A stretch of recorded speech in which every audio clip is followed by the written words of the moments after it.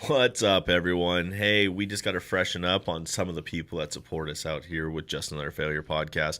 By the way, Heatwave Visual just dropped their new Future Tech sunglasses. They got 3 colorways, I think, right now. We have kind of what would you call that, a rainbow lens? Yeah, I kind of got a pink rainbow lens. Yeah, and they got a gold lens and a black one. lens, and they got the clear frames, they have the safety frames. Anyways, Heatwave's awesome. They're our buddies out of San Jose, California. And they hook us up. If you head over, use promo code FAIL, and get hooked up on the website. Grab yourself some sunglasses, maybe a sick t-shirt or a hoodie. They got sick gear and sick glasses. Yeah, so. Let's support our rad buddies out there. Also, our buddies at Rockwell, they make sick watches. I've been loving my Coliseum Assault watch. I run the Thidrent line. He's running the same thing. The watches are great. You can burn your calories on here. You can check your run. 2 different time zones. Kind of does it all. It does it all. They're quality watches that we have everything from sportswear to luxury wear. Plus they do CrossFit gear. They do workout supplements, everything. Head over, use Failure 20 with those guys. Get yourself laced up with some sweet gear. Also, we got to shout out our buddies London Boat Rentals for hooking us up with a spot and letting us record. Definitely thank you to London Boat Rentals, because without them, we wouldn't have this awesome studio that we have. Big shout out to them. If you're in the Long Beach area, stop by, grab a Duffy, come down, stop by Ballast Point Boathouse. We're open again. You know, Life's back, baby. Let's go. But yeah, we also have a couple other sponsors. Huertos Coffee. These guys are awesome. The guys that run this are just downright cool dudes. The coffee, also amazing. And I mean, what better way to help give back to our first responders? Because every purchase through Muertos Coffee, 5% goes back to first responders. So get yourself some good coffee and go support the people that help you. It's firefighter owned and operated. Firefighter owned and operated. Like I said, these guys are awesome. Their coffee is good, and it's for a good cause. So use Just Another Failure at checkout at muertoscoffee.com, I believe it is. It is. And get yourself some good coffee and give back to the community. And then also, we have our buddies at Canadips. This is a chewing tobacco alternative to get you off of chewing tobacco, because that stuff's nasty. They come in all sorts of different flavors. They are CBD pouches that you just pop right in the lip. They call them packing a lip boomer. And THC. You just let them chill on the lip. Get all the benefits of CBD. They also do have a THC infused pouch if you are looking for that side of things. That they should be dropping soon, I think. Yeah, I think in June. And yeah, these guys are absolutely awesome too. So if you're looking for pack yourself a lip boomer yourself, go to Canadips and use FAIL20 at checkout, get 20% off. And I would suggest just running it down the board. Go buy all the flavors, because they're all amazing. You're not going to be disappointed. Absolutely not. They're awesome. So go support everybody. Rockwell Watches, Heatwave Visual, Muertos Coffee, and Canadips. And you guys can also support us. JustAnotherFailure.com. JustAnotherFailure.com. You can buy some shirts if you'd like. You can also support us on Anchor for as little as $1 a month. But overall, enjoy our episode. Thanks, guys. Enjoy. We'll see you guys later. What up? All right, here we go. What's going on? Came in way too hot. Way too hot.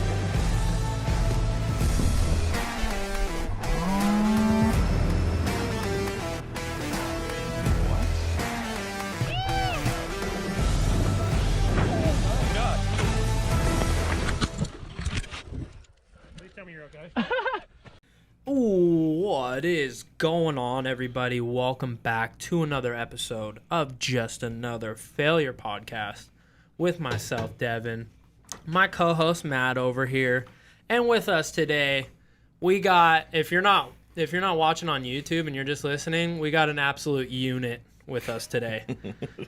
His name is Byron Rodgers. What is going on, man?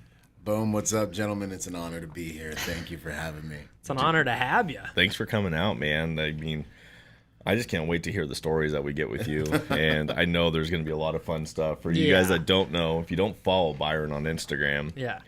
Well, I was going to, the intro, I was like, I don't even know how to, give him an intro because you got so much going on. I do. I mean, former U.S. Marine, correct? Yep.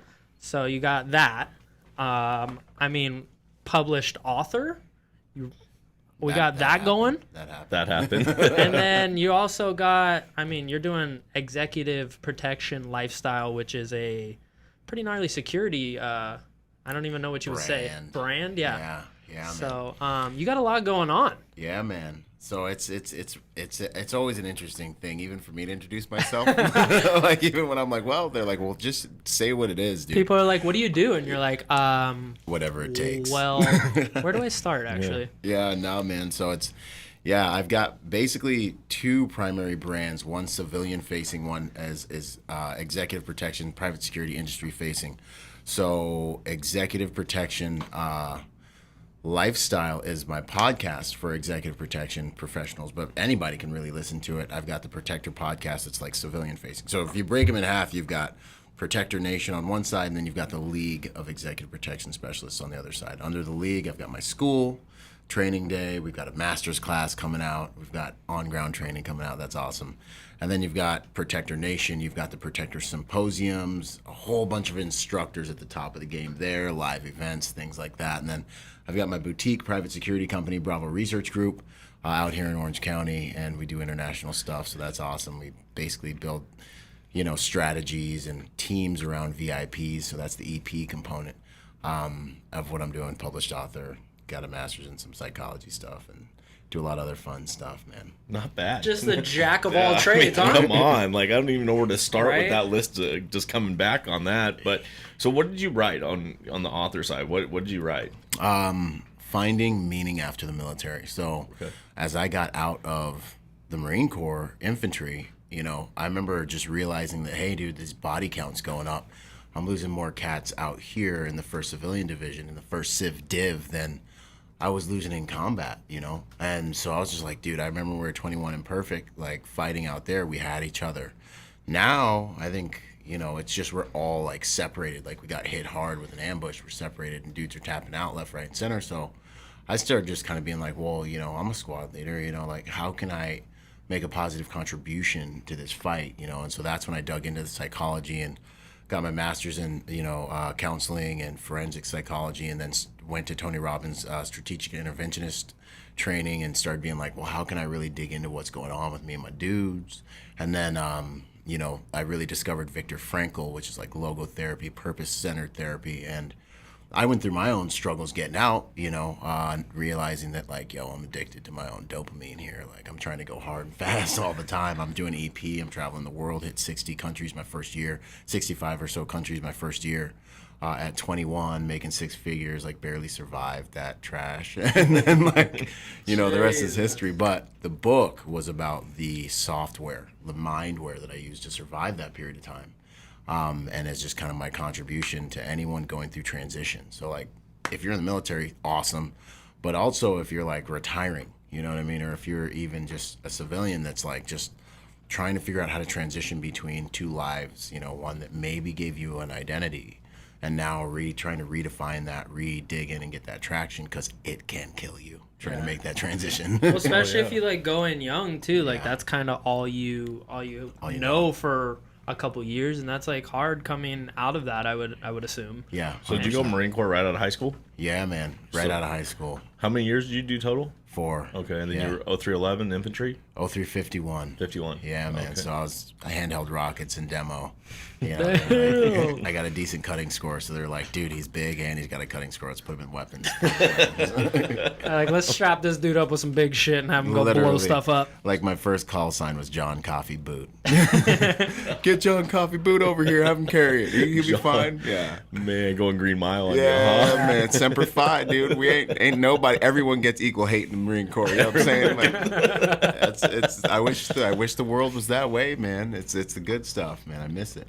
You post about that a lot too. Heck yeah. That's like one of your big things that you stand behind. You're a huge advocate for, which I think is great. The equality part that you stand behind. Yeah. And you don't dig into the bullshit and stuff that's really going on in the world right now. You look at things of how they are, and then you take your military background and the leadership that you got there, and you try to project that into civilians in the world and say like, dude, it doesn't matter if you're black, brown, white, yellow, or whatever. We're all equal on this, right? Like that equal hate thing you just said. Man, it's equal. It's equal across the board. It doesn't matter, Yeah, equal rights and equal lefts, man. And it kills me because, you know, when I started, I mean, you guys down with long answers or what? Yeah, let's go. You know, like when I started detail. to wake up, you know, to like the reality of life, you know, I started to realize like I'm sitting in the Eiffel Tower and I'm with this crew of dudes, like the baddest dudes, you know, that that are at the top of the EP game, and I'm like 21 and I'm like this infantry dude and I'm like the least dangerous guy at the table, right? So there's like Russian dudes and, you know, SEALs and like all these bad dudes, you know, and I'm sitting here and like we're ordering lunch and it's like they're giving us like it was like a $20 Coca-Cola and I'm like, you guys are crazy, $20 for Coca-Cola, like what's the Coca-Cola gonna do for me later on? You know what I mean? Like, and I just remember having this epiphany, like, hey man, you know, your gift will make room for you, you know, like being physically bad and strong and capable has gotten you to like kind of the highest level of this game. We traveled born the president of the United States my first year on this detail. And I started to realize there's a difference between strength and power. And I was like, yo, we're all strong dudes, you know, but like we're capped out at salary at, you know, or whatever at, you know, right over 6 figures at the time. And like, who has power? I'm like, yeah, my little like kind of like puny like boss that's up there in the suite right now chilling that can replace us. And, you know, one of us goes down and replace us in 48 hours and wise men wonder while strong men die. So then I started realizing, well, how do I amass actual influence or power beyond just where I am physically? And I started to realize, like, dude, I got to invest in my mind in order to influence things that way. And that's when I started to wake up to the reality of like the mastery, like the lordship that we have over our life. Like I have power over my life. And so being like from not an African American home, but from the Bahamas, you know, my dad's a really successful businessman. He's a hard dude, really hard dude. Like, still might have to shoot him kind of dude. You know what I mean? You know, and he got shot at point blank range with a shotgun and survived that trash, right? And he still talks crap to me to this day, right? So this dude is a bad dude. He's still holding that over you? Yeah, like, oh, you think you're badass? Yeah. Come on. So I realized, you know, like there's no stinking excuses. And I was confronted with an equation. It was like, hey, dude, like you're kind of cool and like funny and like in good shape, but like really, how much power do you really have over your life? You're like kind of like you're the help right now. So if you want to really live powerfully, you better start, you got to change your attack strategy. And that's when I started to realize like this life, if anyone's going to do it, I'm the common denominator in every situation in my life. Red, black, yellow, purple, orange, pink, whatever. I better freaking get after it. And no one's going to save me. My mom's going to love me whether I fail or succeed. God bless her. And it's all up to me. And so that's when I started being like, all right, we got to get on different paths. So then to answer your question, I'm sitting here and I see these narratives, these cats telling you, you know, oh, because you're black, you're hurt, and you're wounded. And you're like, you know, not you're these things. And I'm like, forget you, dude. Like, I was in a lower middle class family. I went to public schools. I didn't get good grades. I freaking joined the Marine Corps. I survived, thank God, by the grace of God. And then I got out and became an entrepreneur. And now I've built this, like, you know, my own little empire, my own little ecosystem. And you're going to tell me that there ain't nothing wrong. I'm sitting in my master's class looking at everyone else. I'm just like, you guys need to build your own trash. Like, the only thing that's wrong is people believe this mental plantation bull crap about what they can and can't do. And I'm just not trying to hear it. And it kills me when I see other people, you know, that are African-American, black, whatever you want to call it, like me, that are eating this stuff up. And I get the most pushback from them when all I'm trying to do is tell them, hey, if you can see what I see, you'll do what I do. You can have what I have. And I want to be an example of a dude who didn't take no for an answer and created some valuable trash while I was here on this planet. You know, and maybe that's Marine Corps speak. Yeah, man. So I'm like, ain't nothing stopping you but you, and I don't want to hear about any excuses, man. But that's a cool mentality to like hear the other side where, I mean, you know, we have a ton of people who, like you're saying, I mean, that's like the woe is me type thing, you know, and it's everybody has the same 24 hours to do. It's just all about how much work you can put in and 100%. how much you're willing to give. And I mean, you're a prime example. That's awesome to hear. Thank you. And how much value you can give, that the world's gonna reciprocate.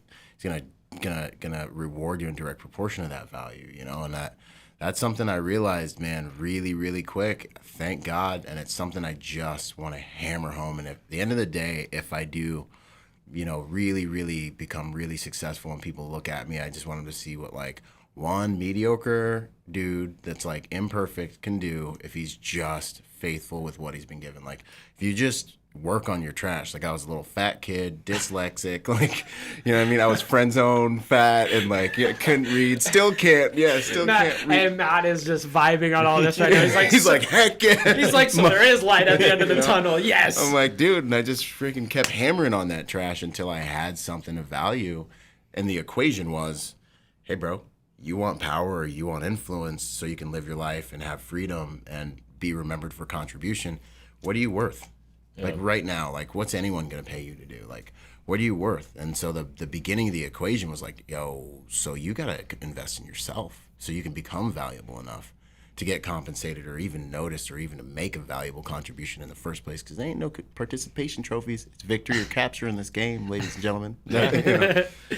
Kill or be killed, right? Mm-hmm. Yeah. I think that's what like a lot of you guys coming from the military that have that leadership have brought to the civilian world, that if people pay attention to what you guys are saying, it would change a lot. You know, you go from like Jocko and Leaf and extreme ownership, right? Yeah.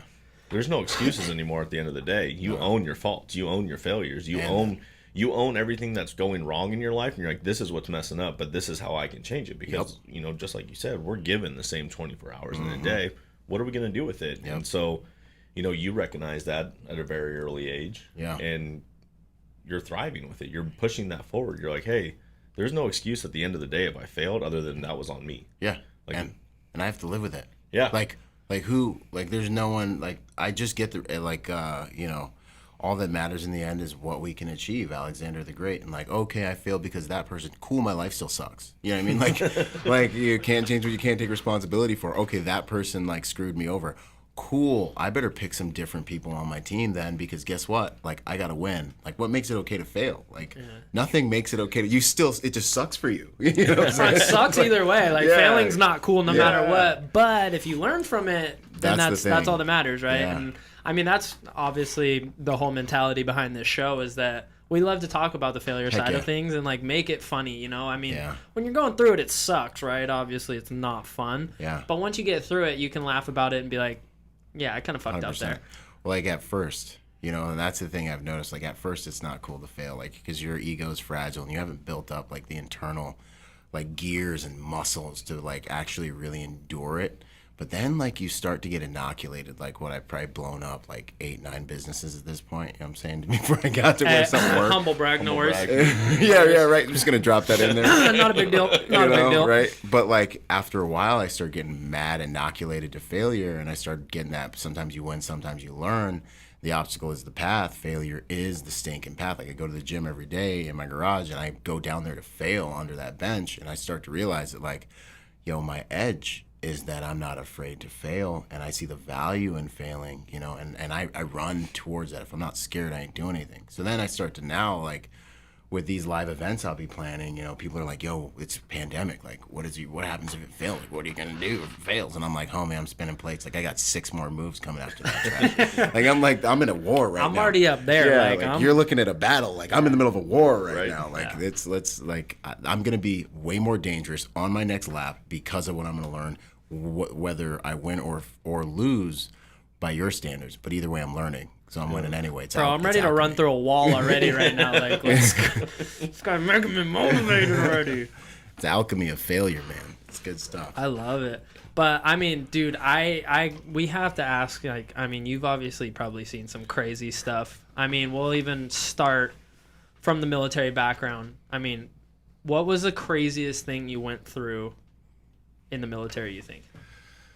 The craziest thing, like, that journey, there's so many crazy spots in there. Like when I first got to the fleet, I was trying to wrap my head around combat, like the imminent going to combat, because I joined, you know, right in 04, you know, so I was just like, all right, we're going to go combat. We're joined to go to war. You know, it's finna to go down. So right in the heart of the war, man. Like you're year 3 walking into this thing. Yeah, like, man. And the homies got back. He's like Kevin Hart, like it's about to go down. Literally, bro. Like, so I get there, and you know, my boys 3-1 had just got home from the Battle of Fallujah, and they're just like homicidal, psychopathic. Like it's like Juvie meets Uncle Sam's Misguided Children. The fleet is nothing like you guys think it is when you watch TV, dude. Like it was like, this is sanctioned.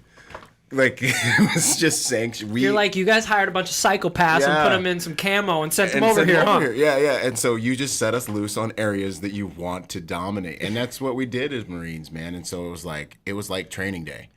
You get there and we get pulled in the rain room, and dudes are like, one dude takes off his blouse and he's got like just a bone, so his whole bicep's blown off, and he's like, hey, if you guys don't listen to me, this is what's gonna happen. If you guys don't listen to what we're gonna teach you, like, this is what's gonna happen, And you get that speech like, hey, remember all that trash you learned in boot camp? Unlearn that trash right now. This is really how we clear. This is real life now. Yeah. We're more boys. Yeah, you'll freaking die if you do that stuff. And so like these realizations and the nothing gravity, like a guy that just got shot up giving you this motivational speech right honestly, bro, like that's exactly what it was. And so the gravity starts setting in of like, okay, like this is not Call of Duty, bro. Like this is real. You're not hitting the gulag.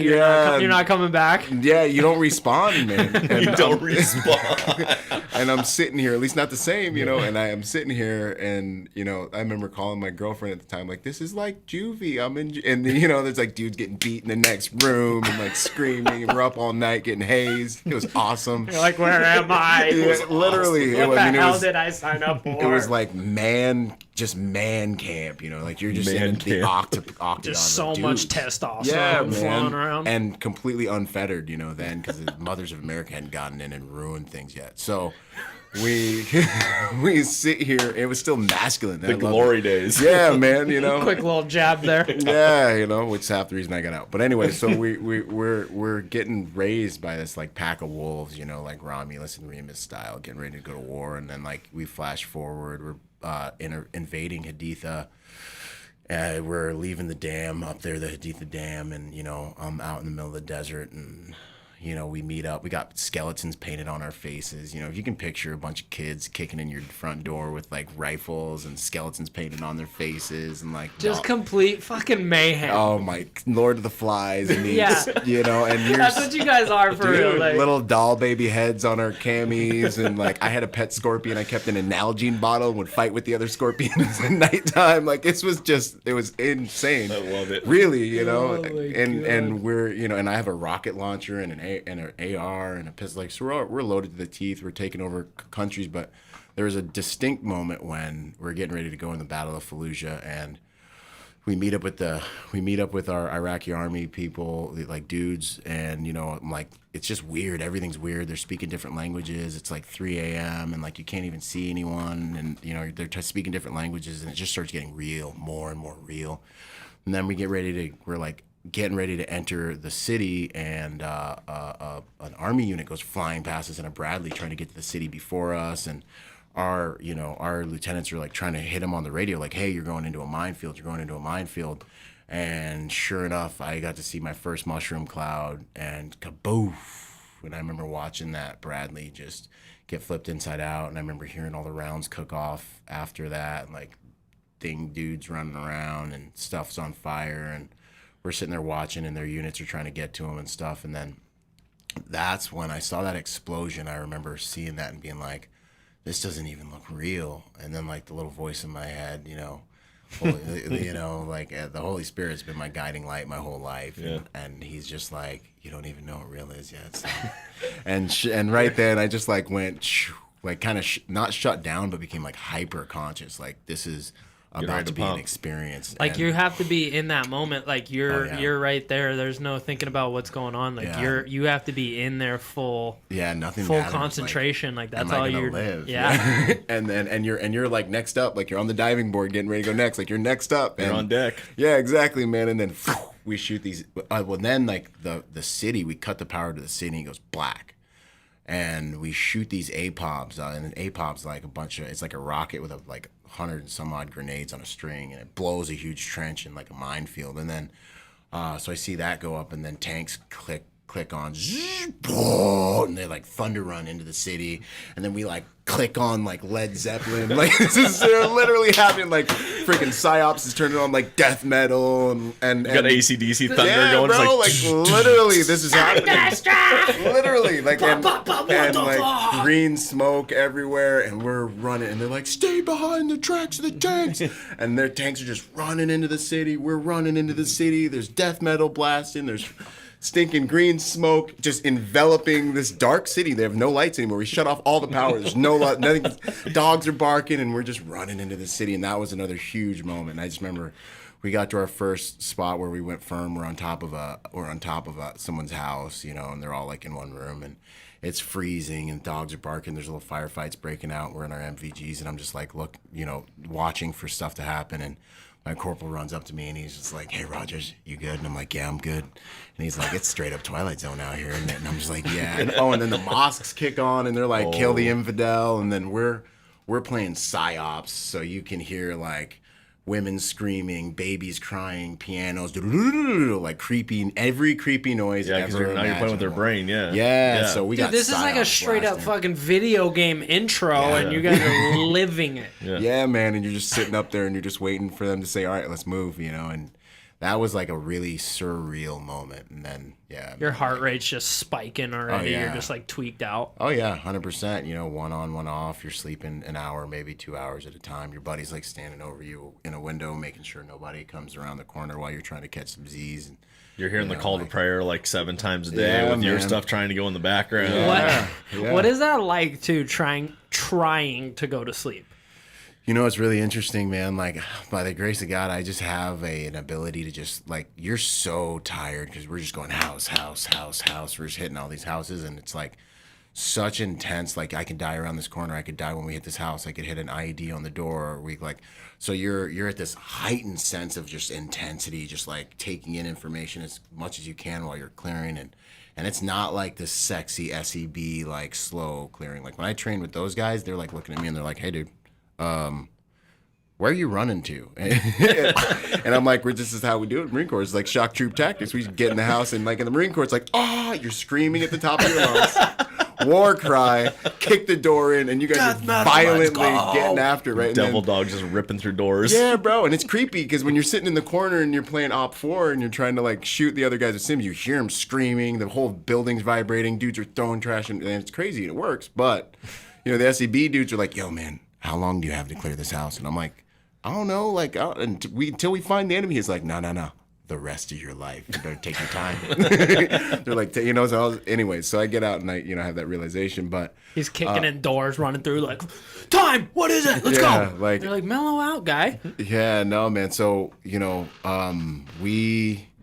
it was crazy. It was good. I'm so glad I went through all of it. But ultimately, you know, with regards to the falling asleep thing, I just learned how to turn my body off. In boot camp, you give that command to rest, and you're so exhausted that I just learned, like, hey, man, I got to trust, and I would just shut off. And then, you know, you would wake up so tired that you're, like, drunk for the first few minutes, and you're just like, God, why? Like, you're just, so pissed every time you wake up. The whole deployment, every time you wake up, you're so pissed. Well, your brain's on overload the entire time. You're constantly in fight or flight. Your adrenaline's pumping through the roof, and then trying to rejuvenate as you sleep, and then wake up just in adrenaline again. And that's a tough place to be in, right there. Like, it changes the actual structure of your brain. Actually, they say that's the stress load. Yeah, the PTSD really comes from, you know, and I've done my best to keep that alive in a lot of different ways because it's a huge deliverable that I bring to like the world and the private security game I play now. You know, that hypervigilance. How many tours did you end up doing? I only did 2. You did 2? Yeah, man. 1 float, 1 combat tour. Okay. Yeah. So where are you from originally? Are you Orange County kid? What's your background prior to the military? Yeah, I was born in the Bahamas in Nassau. Okay. Yeah, because I heard you say your dad's Bohemian. He's Bahamian, and that's why I can swim.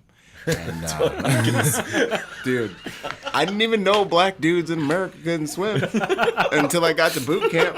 I mean, not boot camp, until I got to the fleet, and my dudes were all like, yo, we're gonna watch Rodgers drown today. And I'm like, what are you guys even talking about? And they're like, they're like, you can't swim. I'm like, yes, I can. Like, where I come from, we can all swim. I was like, I bet I swim better than you. And they're like, nah, dude. They're like, I don't believe it. I don't believe it. And I'm like, what are you even talking about? And then I get to the tank, and all the other brothers, like all my dudes, are all drowning and screaming. And I'm like, yo, like, you know, you're losing all street cred right now. Like, you guys are making us look bad. And that's when I realized, like, African Americans don't be swimming, you know. But yeah, no, I was born in the Bahamas, and Nassau, and then my parents split, and then I spent half my year in Washington State, you know, going to school up there, and then the other half I'd be like spearfishing down in the Bahamas during the summers. So I just kind of like bounced back and forth my whole childhood. So what motivated you to go Marine Corps?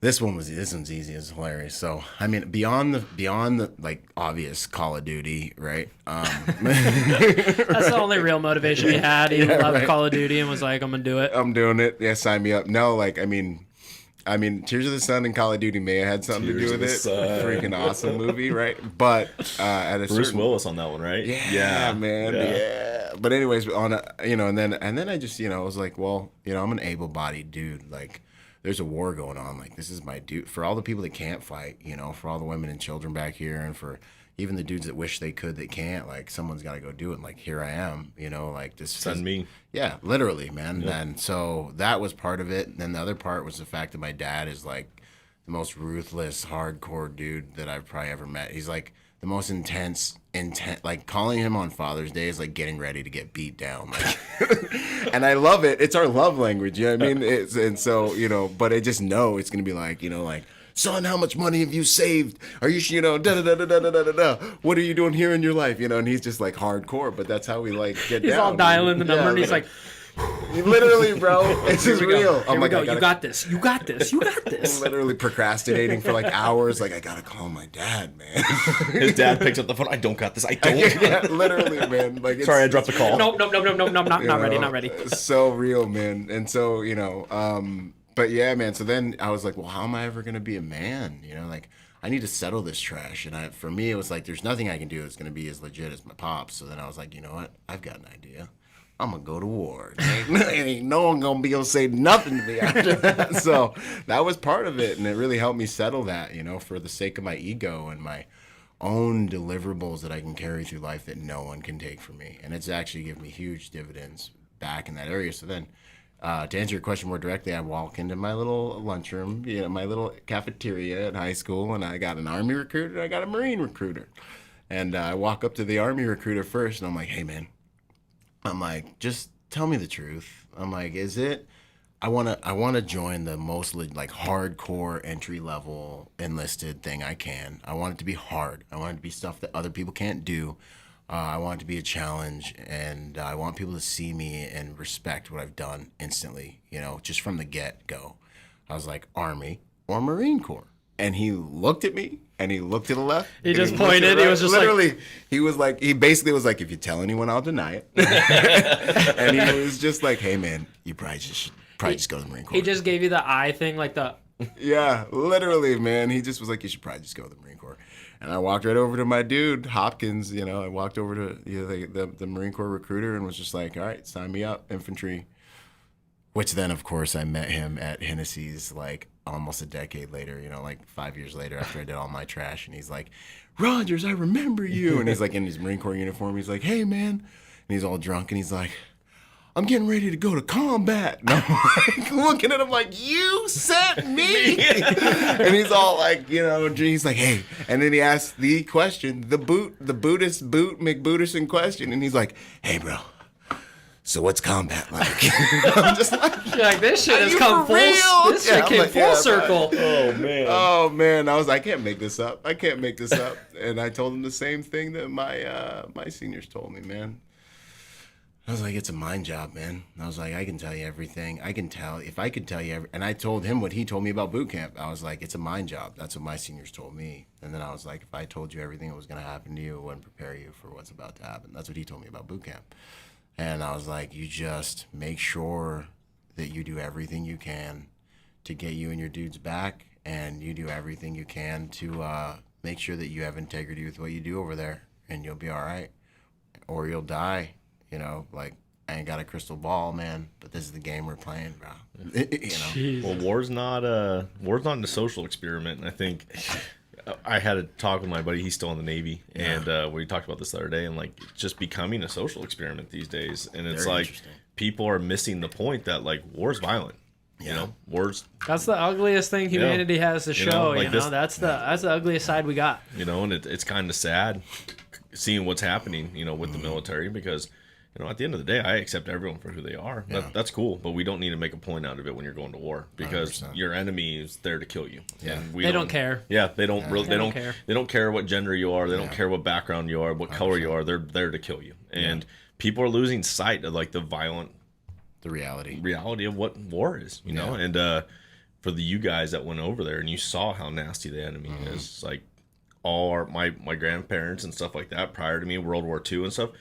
They saw what the enemy looks like on the other side. And what is it, like General Sal has that great quote about like knowing your enemy, and if you can know your enemy, you know yourself, and you can face 100 battles. That's like real, man. Yeah, I mean, I don't know what happened to this part of masculinity and war, and why we're like trying to glorify it these days, and we're trying to make it this like pretty little social experiment in high school. But it's like, that's not what happens when you pump over there. Like, you're not going to see that. But do you think like once you're thrown into it, do people just change, like, because you see the gnarliest side of things? Yeah, I mean, or are there those people that kind of like they hold their values, and it's just like you can tell they struggle over there? I'll tell you this. Yeah, there's both. Yeah. But I didn't experiment with myself. I'd say two things what you guys just said. One, and I had to get in a bunch of shootouts in my psychology, like, and when I was going to school, because cats they be trying to challenge me and they try and jump me, but I'm like totally cool with arguing, and like I dig it, and I stay calm,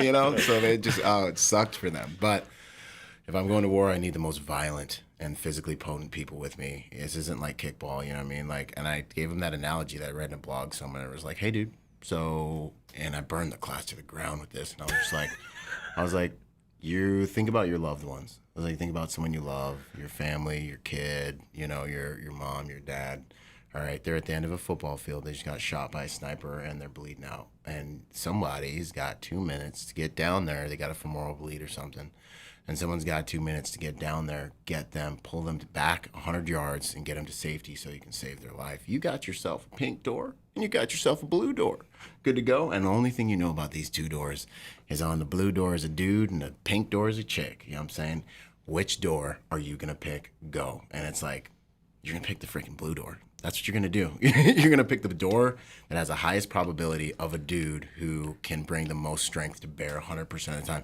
And I just look at him and be like, the reality of this game is, if I decide to do something in this classroom and it's all like chicks in here right now, because it was psychology and it was all chicks in there. I was going to say, you probably had like some chicks in there that were like, are you kidding me? Yeah, and I was like, there's nothing anyone can do.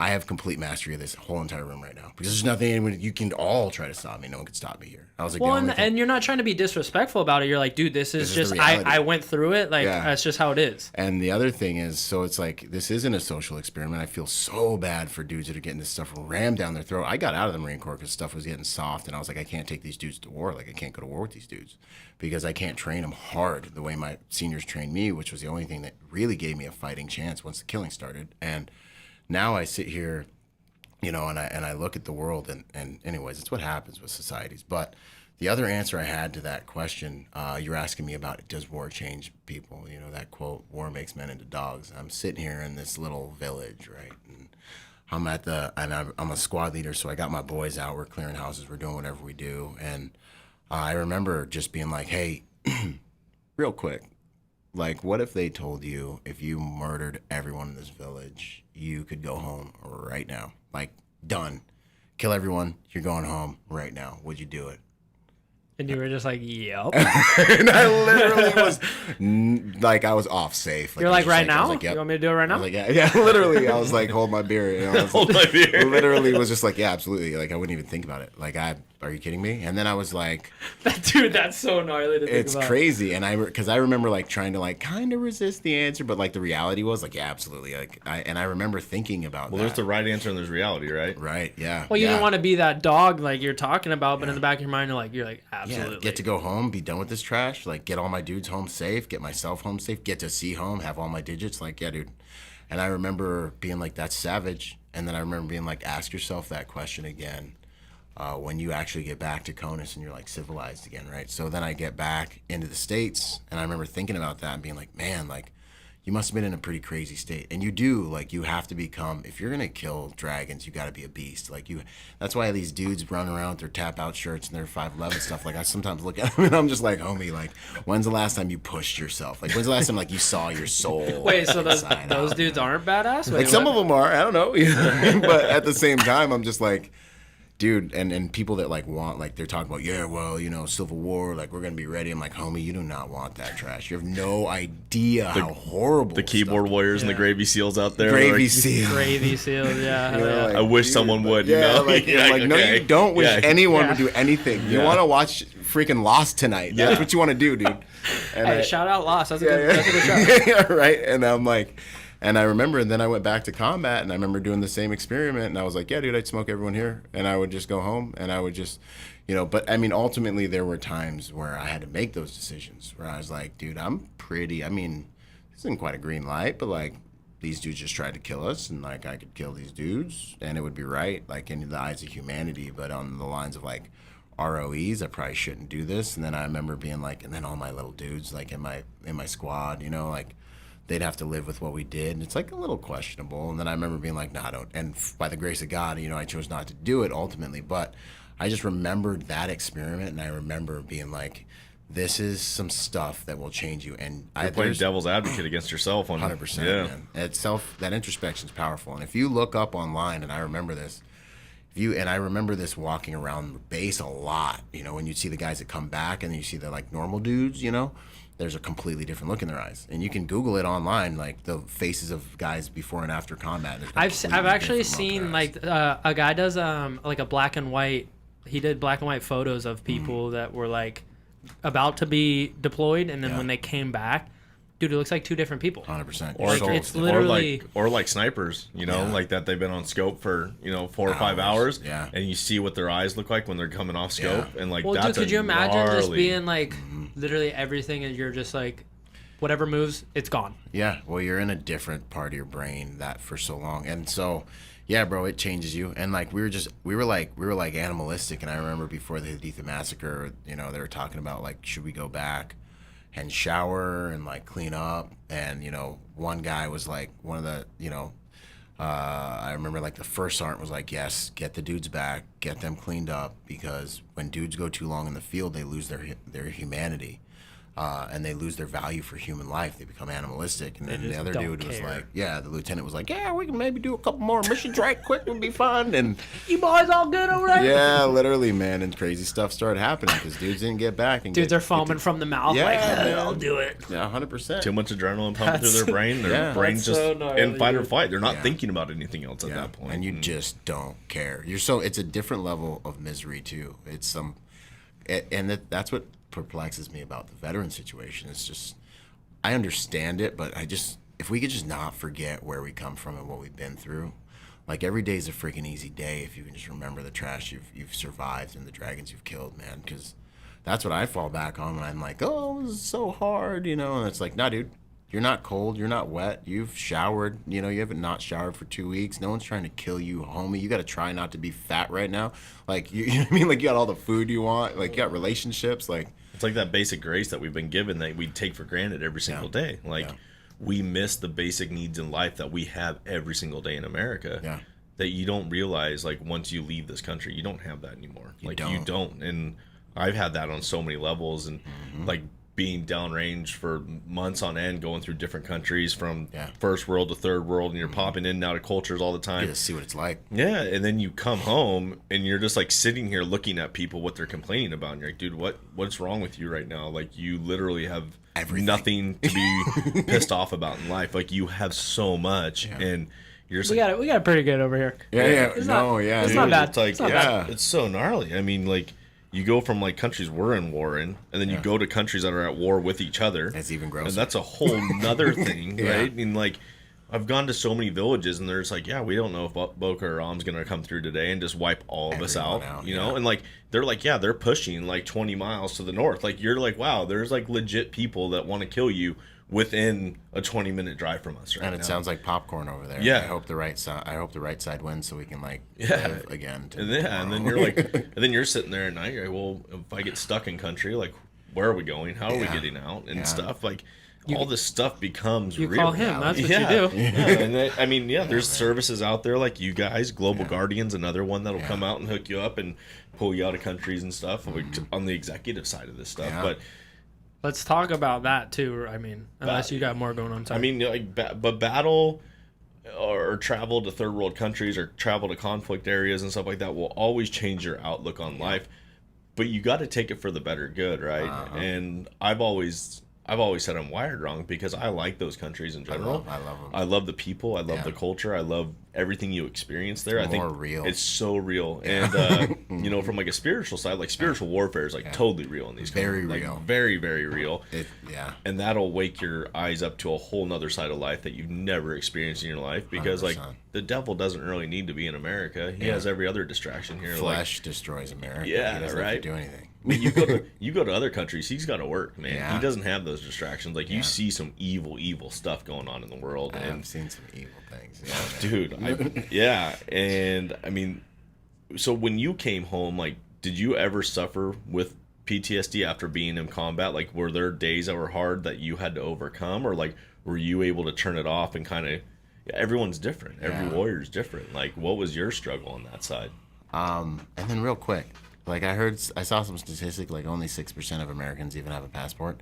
Like, if you don't have a passport, you don't get to say this country sucks. You have no freaking idea. You have no idea what everything else is like. If you've never left Orange County, you have no. You don't get to say. You're like a teenager that's lived in their parents' house their entire life and thinks it sucks. Yeah. Bro, I've been to Cabo, dude. I know what it's like, man. Yeah, like I remember you posted something about that this morning. How like other people are telling people what they need to believe in life. You're like, who are you to tell me? Like, who are you? What my experience is like. Yeah, exactly. Like, get out of here. No, man. So just wanted to make sure people hear that. Like, if you look and you don't have a passport, you don't get to say America sucks. All right. Anyways, so the other thing, dude, like with the PTSD. Quick plug, shout out America. Yeah, right, America. My struggle was a little different.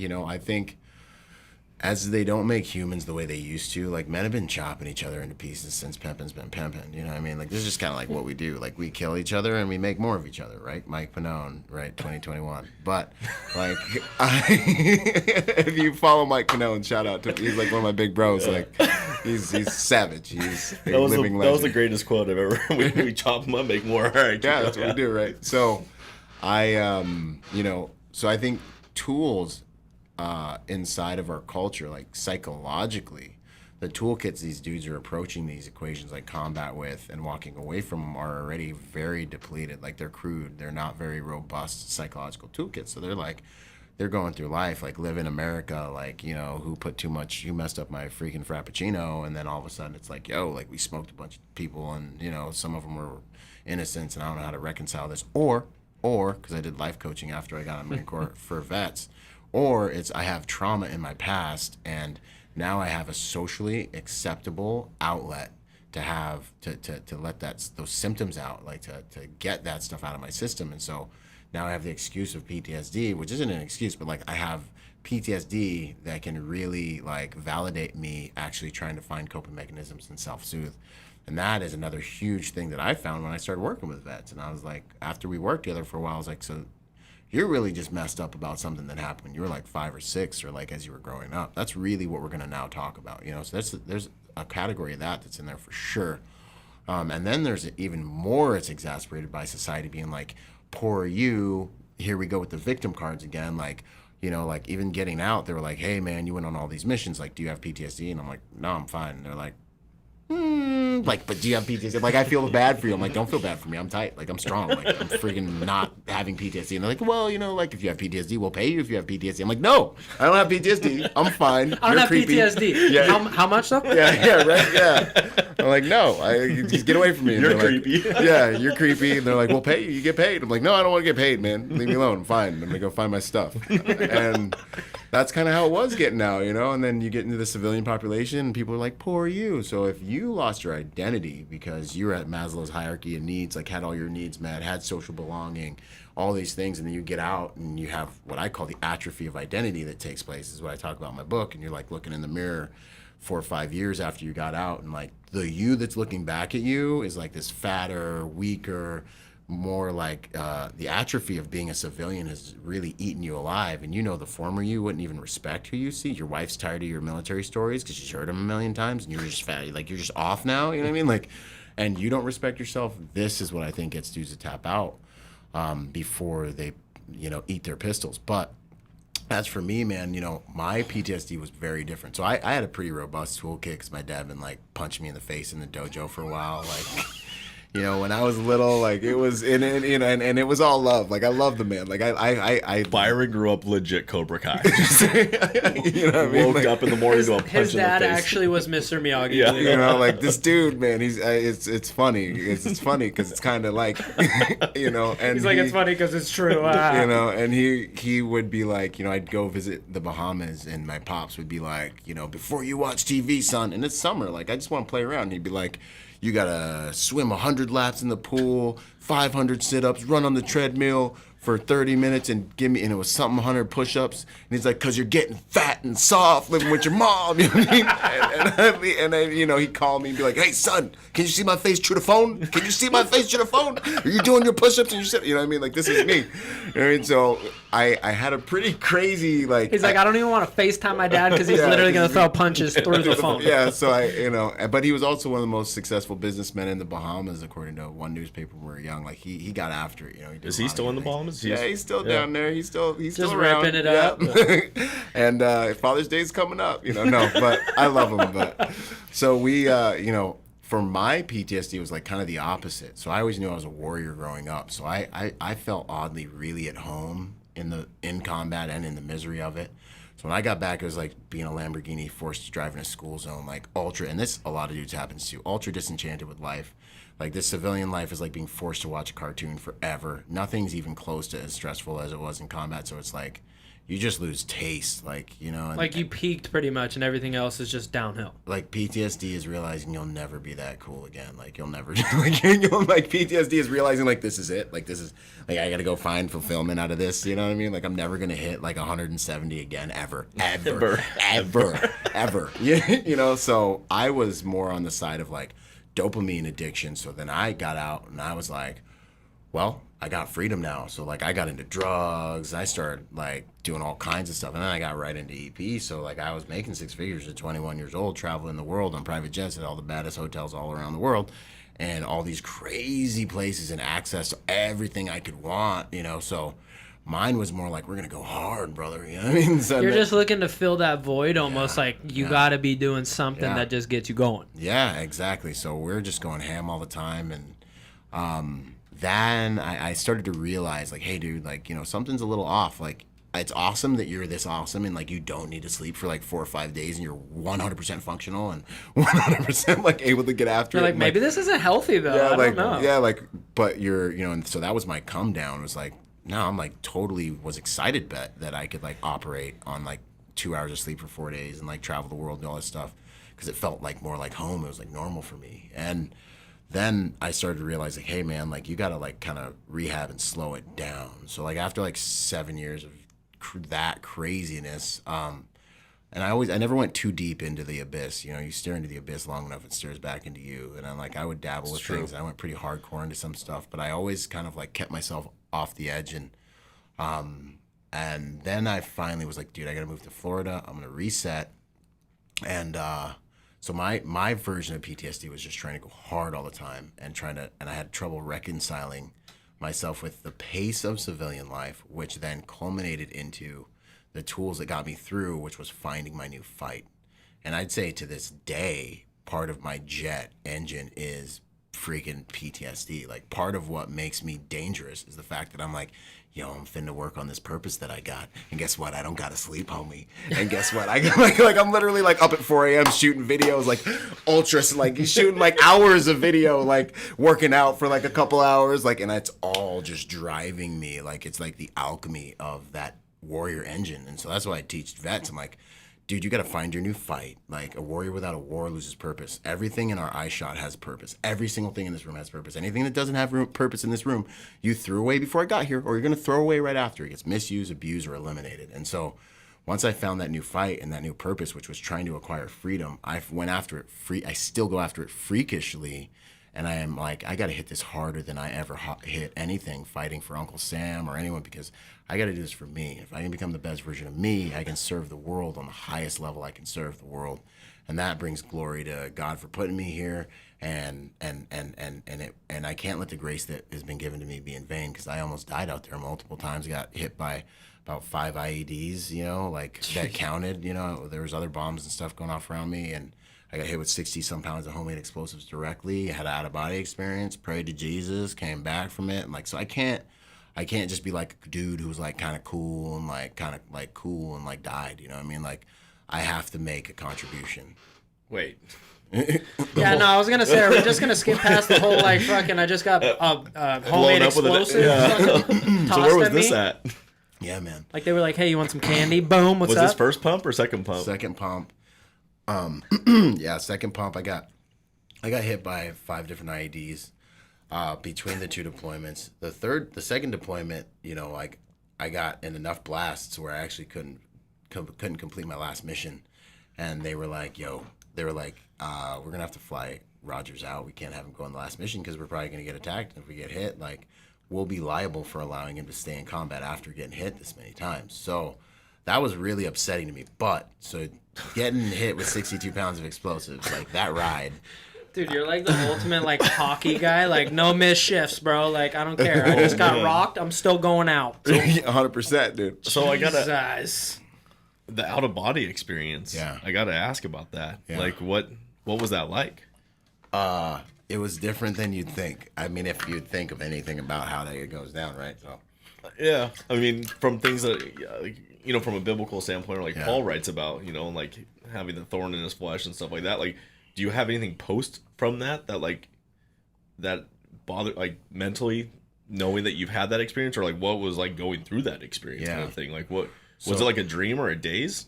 Kind of. Okay. So I'm sitting there and I'm like, I was pissed. We're rolling out on a mission, and I remember just being upset about something, and I'm singing a song. They can't sing here, Semper Fi. And I'm like singing this song to my dudes, and we're all like rolling down the street, and my doc's like, "Hey, Rodgers, like, you should probably sit back in your seat, because if we get rocked today, which we're probably getting a rock today, you don't want to be like by the edge." Yeah. So then I'm like, "Yeah, whatever, Doc." I'm like, "If anyone hits us, we're killing everybody." And he's like, "All right." Are you in a Hummer? Rodgers.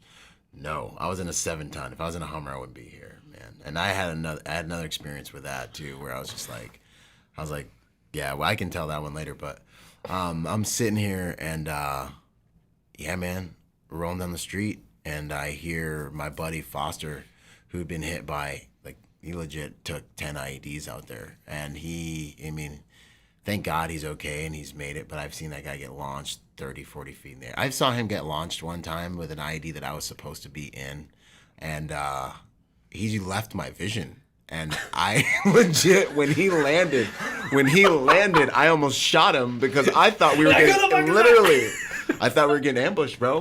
Like, I thought, like, when him in the engine I shouldn't be laughing, but oh my God. Dude, I shouldn't be either, but what the fuck, man? Yeah, man. And when he landed, I legit almost shot him, because I thought we were getting ambushed, like a near ambush. And he landed, then the engine block landed. It was crazy. And I can go into that story later, but, like, so out of body experience, I'm sitting here, I'm singing a song. Foster comes over the radio. And he's just like, Silverback, I'm going to stop. I got a weird feeling. Now, Foster's been hit so many times. He's got like a sixth sense. Like, he just knows when it's about to go down. And I'm like, yo, Roger that, dude. Like, do whatever you got to do. He stops. And right as he rolls to a stop, I'm like in this black room. And I just remember being like, man, this is chill. Like, and I'm just like looking around, and it's like, I'm just relaxed and I'm fine. And I'm just like not worried about anything. Like, it was like relieving.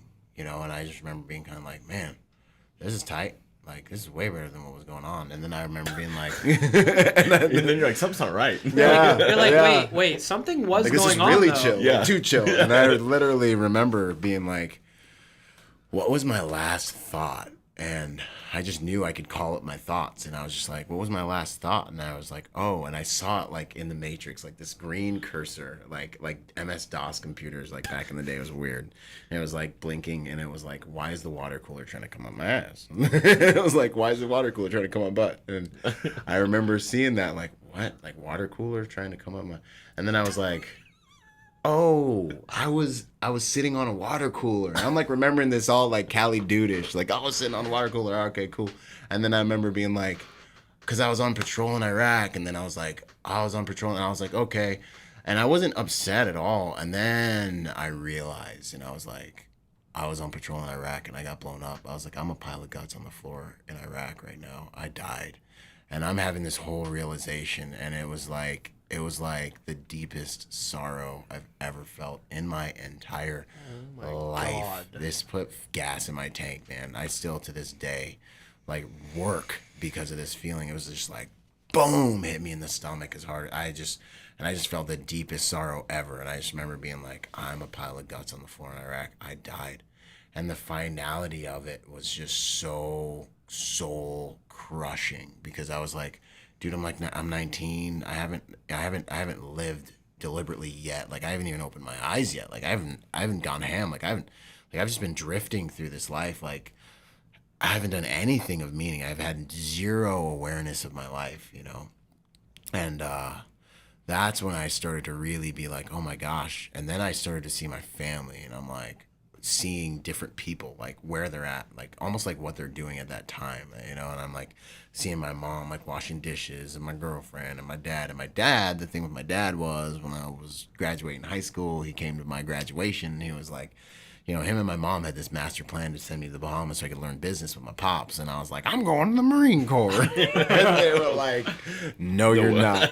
And then I blink and I'm hanging off the balcony at this nice hotel in Gig Harbor, Washington. And my dad's looking at me and he's like, why aren't you scared? And I'm like, well, because you're either going to drop me off the balcony or I'm going to the Marine Corps. And he was like, okay. And he like pulls me back over and he's just like, I support you, but don't die.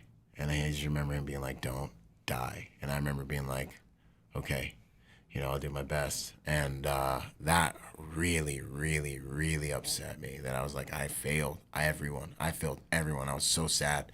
And then, you know, like I'm seeing everyone. And then just like some cheesy Touched by an Angel story, I get to my grandma. And grandma's like been saying this to me for whenever, my whole life. And she's like, Byron, if you ever something stronger than you, you just say Jesus, Jesus, Jesus. By the third time, it'll go away. And I'm like, and so my buddies still make fun of me to this day. And I'm sitting here in like the undercarriage of this 7-ton that I got rocked. I was sitting on top of one of those big Gatorade coolers that, you know, like you have football games. And I'm just inside the underbelly of this vehicle, like curled up in the fetal position, just Jesus, Jesus, Jesus, Jesus, Jesus, Jesus, trying to like come back. And I remember at some point in all of it, I see my buddy Wellerman like looking at my body, and I'm like looking at the side of his head, and I wasn't able to look down at my body, but I just remember looking at the side of his head and him being like, oh my gosh. My buddy Hebert, who saw me get blown, he was staring at me when it happened. He's like, the last thing I saw was you on the roof, like with your legs up by your head, like sandwiched in half, just like totally like just lawn chaired, yeah, like up on top of the roof, and with this look of surprise on your face. And then I'm just sitting there and I'm like, Jesus, Jesus, Jesus, Jesus, Jesus. And then I'm like back in my body and I open my eyes and then I can't move and I just keep on praying. And I remember being like, if I get to come back, I'm going to go so hard I'm going to go so hard. I will die going hard if I get to come back, because I'm not going to let this be in vain. Like I can't let that happen again, because I know what it's like to die and to be like, yo, did I even like, what was it all for? Like, I know that feeling. And that's part of why I do all the motivational stuff and no one watches it, but I just keep doing it when I post it. Because it's like, you just got to realize, man, like this life is such a miracle. It is such a miracle and it's such a gift. And I know what that's going to feel like when I'm dying again on my deathbed, and I'm not going to let that feeling creep up on me again. It's going to be like, nah, dude, if I die, get hit by a car on the way home, I went ham for however much more time I got. And yeah, man, I got it back in my body. I kept on praying, and then I got mastery of my body again, and things started moving. I like felt myself come back online. I was pissed. Like, did it come in like, I mean, like I've crashed on a mountain bike and hit my head so hard I couldn't hear for a second. Yeah. And it was like a full movie where it was like the like screeching like, and then it kind of came back. Did you get that at all? Or was it just more like it was just back? When I got blown up and caught some concussions, that's like, and then you can hear everything. That happened for sure. This was more like turning on like a computer, like everything powered back up, like all systems. Like you just had full restart. Yeah, literally. It was like my engine started back up and everything started back up, and then I got to move and I was pissed. You had to type in your login again. Literally, man.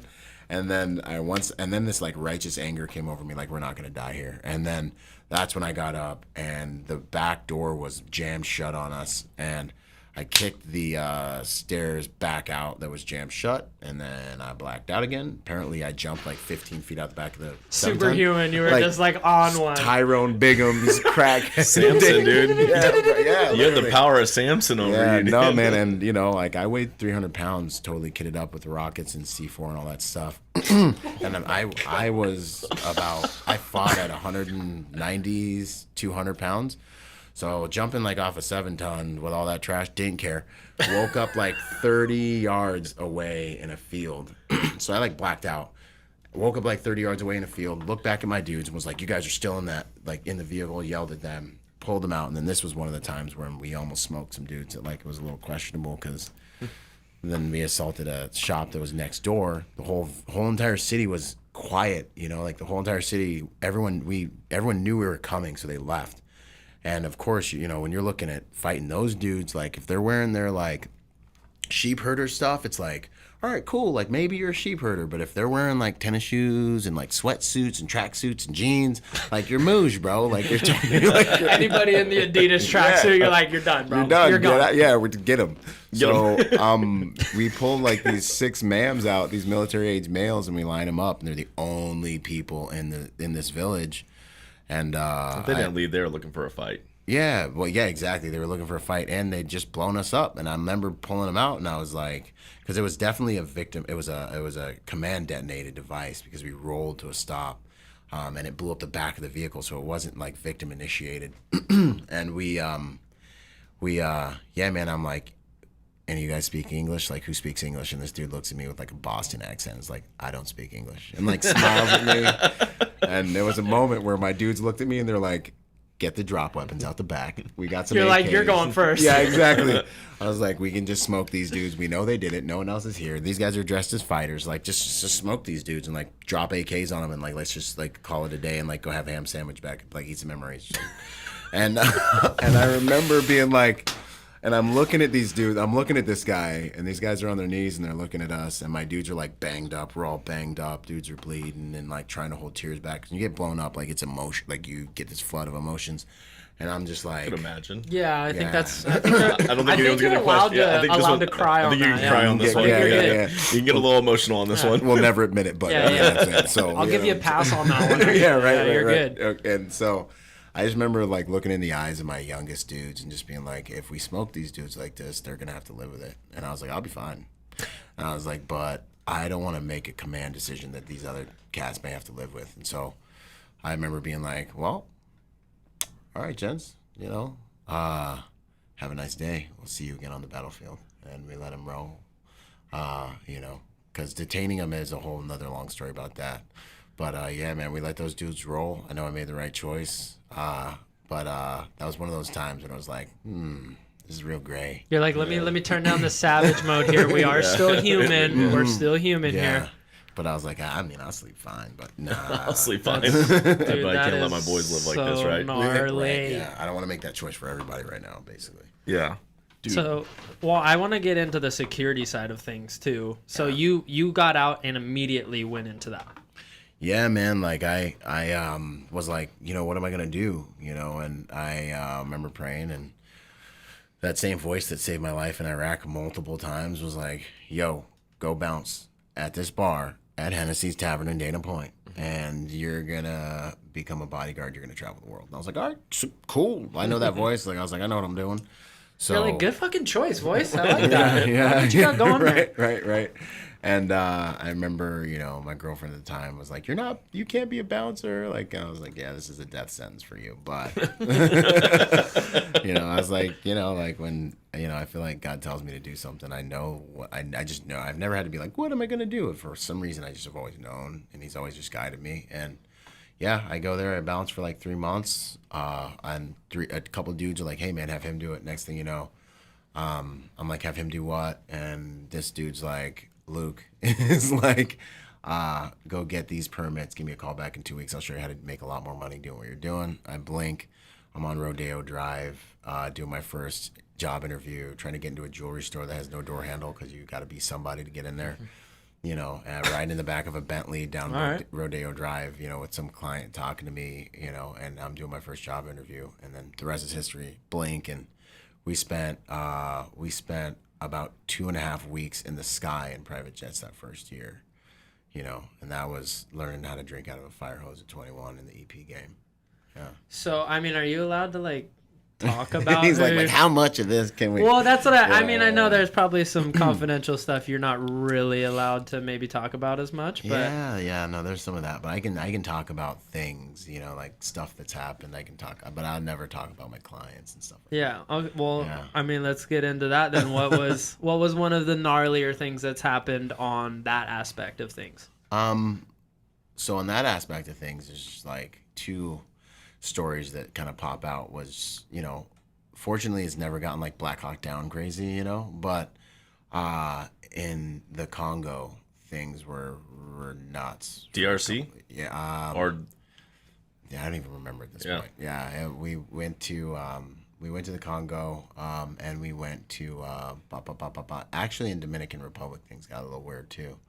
It was, every once in a while, back in the day, like years ago, like you show up on a detail, and when they try to give you guns at the airport, just because you need to have them, shit's about to get real. It's game on type detail, right?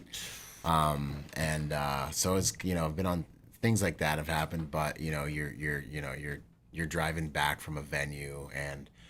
You're doing the police escort and, not the police escort, the private security escort. And these dudes were savages, like we got dudes on monster, on Buell dirt bikes, like kicking people's doors, getting them off the road. And it's just crazy. And see a police roadblock up ahead. And, my driver's not slowing down. And I'm like, what are you doing? And I'm like, what are you doing? He's like, we're not stopping. He's like, we're not stopping. I'm like, first vehicle rolls up, pushes the cop car out of the way.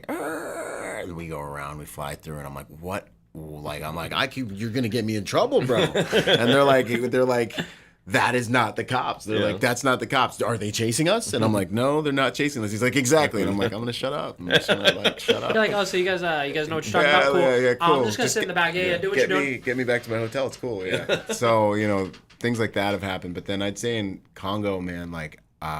There was a mission we went on that like got weird at a certain point. For whatever reason, I'm in a room full of money.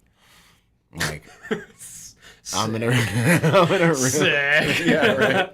And this is like a room like probably maybe a little bigger than this room, and I'm like up to my knees in money. And there's windows there's like the windows in the room don't have like curtains. We're in the Congo, so there's like sheets that are like torn, draping, that are blowing in the wind, and like why is this window open first off? Yeah, guys, the hell's going on here? Help me with this window. And like you got like the Congolese cops that are our escort looking back through the window. Like at the money, and like it's like $250 American, but like there, you know what I mean? Like you're like this is lifetimes of money, you know, and like people are trying to count it and organize it, and sure enough, man, like mob starts forming, and we end up having to evacuate our principal, and we're fighting people off the car. We end up leaving most of the cash, like throwing trash bags of money out to get out of the area, kind of like Broken Arrow-ish type stuff. Gotta love the Congo. Gotta love Africa. But he was it's its own beast. TIA, man. TIA is real, homie. Yeah. One of my buddies I was talking with said I learned something that early on. Yeah, man. This other ultra legit dude that I was interviewing the other day, Max Siegel, and he's like, they have a saying in Africa. He's like, in America, you have watches, but here we have time. Yeah, it's a whole nother culture. Like nothing's on time. Like just chill out when you get there.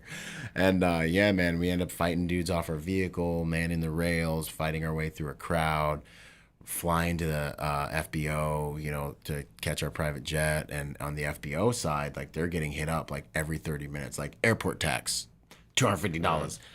It's Monday tax, $250. Oh, they'll straight up not let you leave sometimes. Like, then they're like, oh, yeah, you filed that permit 2 months ago? Yeah, we still haven't got your paperwork processed. Wow, weird. You got a beard? Yeah, guess what? Yeah, you're not leaving. And, like, airport security really is Then you end up on some military base talking to some general because you're like, hey, I need to leave right now. Yeah. And you've had my permit. Oh, well, that's with the Minister of Aviation. Yeah, no, it's not. It's on your desk. I'm going to need you to sign this now because we're leaving. Like, I don't care what you're telling me right now. We're leaving. Yeah, literally, man. And so we're flying we're basically eating to the airport to get out of this place. And airport security legit is like Blood Diamond the movie, 2 kids with ponchos and AKs. Like that was for this FBO, it was kids with ponchos and AKs that were airport security. Congo, yeah, and you're sitting here and we finally get on the airstrip. The pilot's losing his mind because they're just like basically sticking him up like every 30 minutes. Like, they want more cash. They want more cash. And then he's like, you know what? We're not paying you anymore. Take it up with Signature. Like, take it up with our handlers, basically. We jam everyone on the jet, and they're over there talking about, like, oh, you can't take off. We'll shoot you down, all this stuff. And he's just like, you don't have an Air Force. We're leaving, basically. And he's cruising down the runway, just flipping them off. Like, literally. And we're just like, pucker up. Like, I hope they were joking, you know. And, you know, hope they don't have an RPG on the ground. They'll launch it at you right now. Yeah, and so we got out of that situation. Luckily, like their military's not too strong over there, but they do have a lot of just black market weird weapons that they carry in the jungle. And that's the more stuff that you got to worry about. Like, well, maybe he does have a man pad. Like these are also the same guys.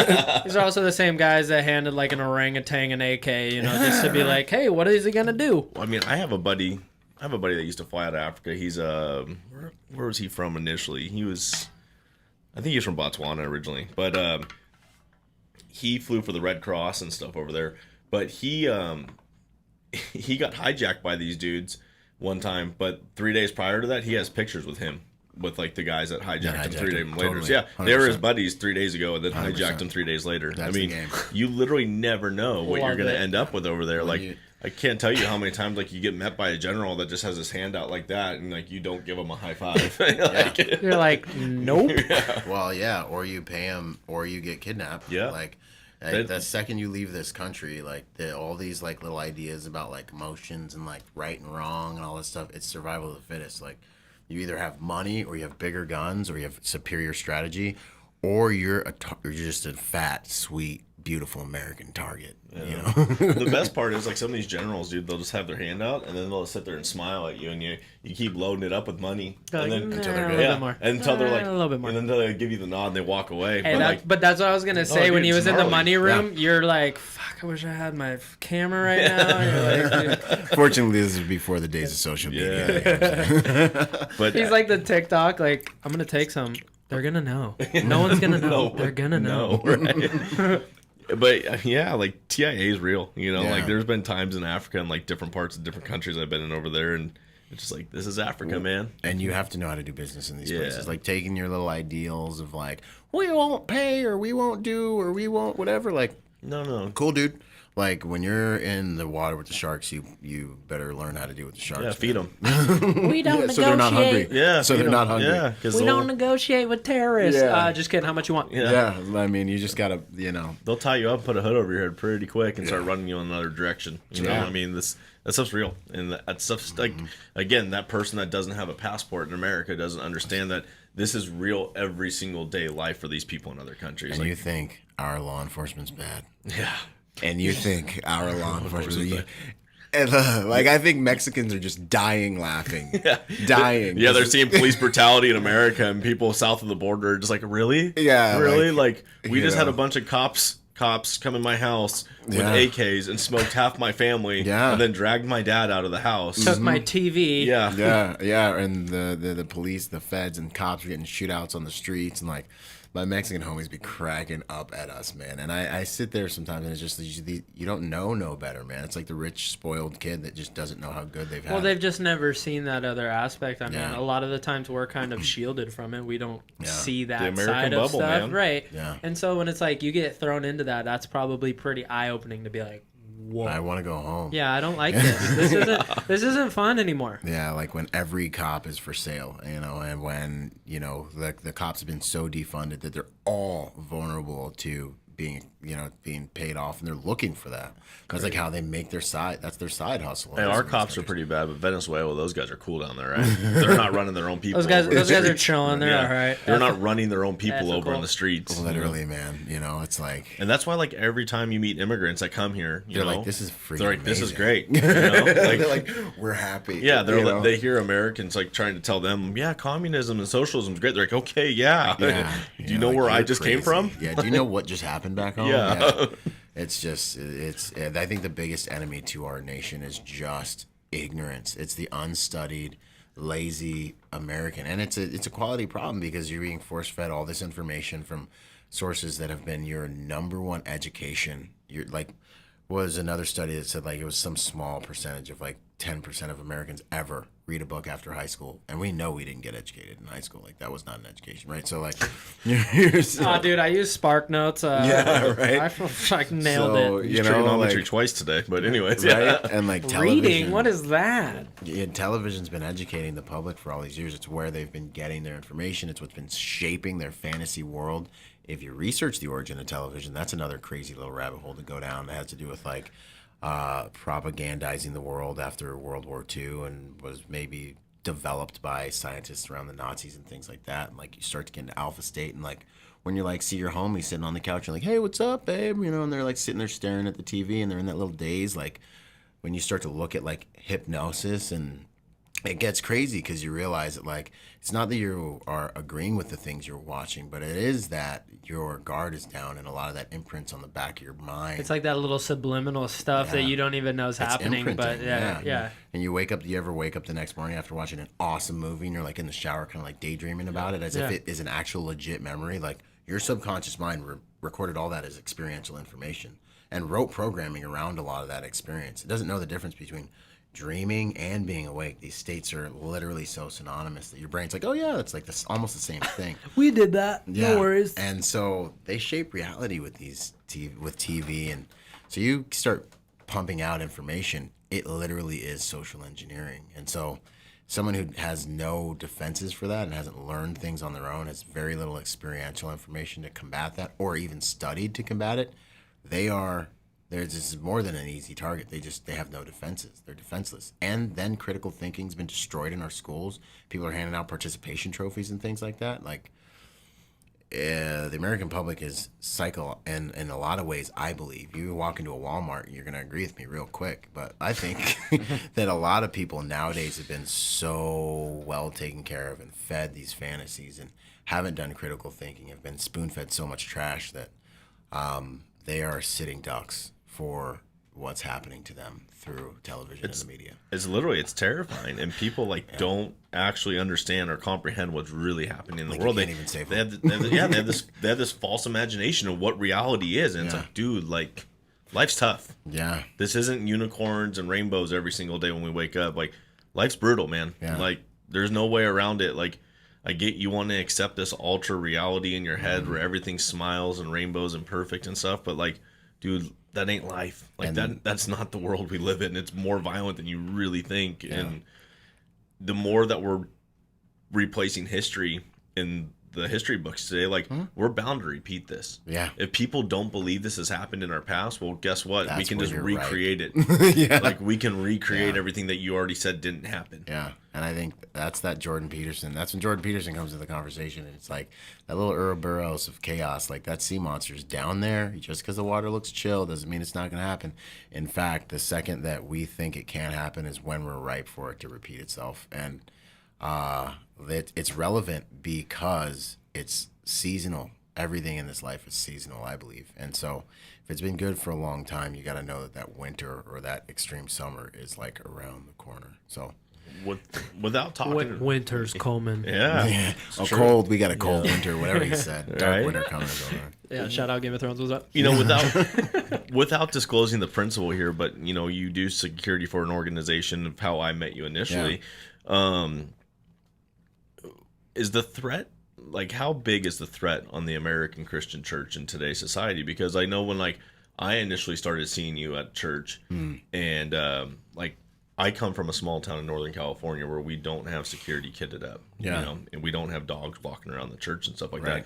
To me, initially, I wasn't cool with it originally. Like when I saw you guys out there, I'm like, this is a little overboard, right? We're not going to church in Mara Sharif today, this is Orange County. But then you start realizing real threats that are out there. But do you guys receive pretty heavy threats often at with the American Christian church? Is this a big threat, that happens? Yeah, man. So faith-based security, church security and securing places of worship is something I've done my whole entire career in this game. And I would say honestly that it is probably got the highest threat level. You work protecting a church, which is very interesting. You wouldn't think so. You would never think. Right? And because there's so many different threat packages that you're in threat profiles you're dealing with, because church is a triage. It's like a hospital for hurting people, right? So you have a threat of domestic violence. Most of the shootings that happen on campus are domestic violence driven. Someone's trying to pick the kid up from school, from Sunday school, that shouldn't be picking the kid up from Sunday school. Cheating spouse goes to church with their new spouse, and so you have a domestic violence thing that can happen at any moment. Then you have the 5149s that like 5150s, the mentally handicapped folks, the genuine ones that are coming there that can, at any moment become violent because of whatever reason. You have, you also have the fact that the ones that there's the spiritual component that believe genuinely that they're doing something good by fighting against whatever sect you're involved in. So there's that ideological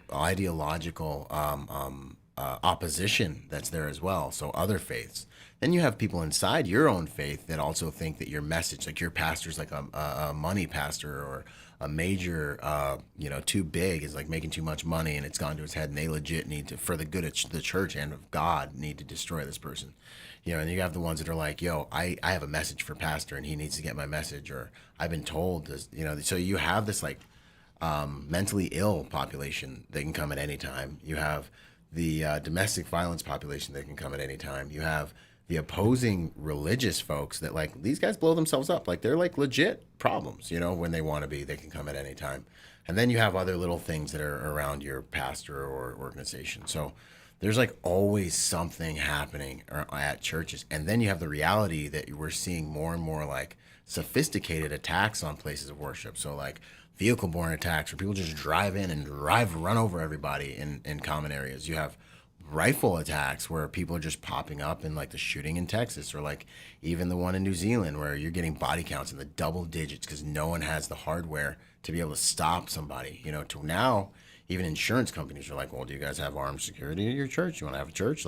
If you want decent premiums, you better have some kind of security assets. Which is a scary thing that's become a thing now. Yeah, and then you have just the fact that a gathering of people now, with all the crazy people, it's a huge, it's kind of a liability because you don't know who's in that crowd and what their ideas are. You know what I mean? So, I'd say I work harder on my faith-based clients because there's almost always something going on. There's some weird package that shows up with letters that are cut out from magazines, and there's all the time, there's always something. There's a bolo, there's a transient person that's just showing up that just wants to go to church, or maybe has some completely other ideas because they think we're the Antichrist.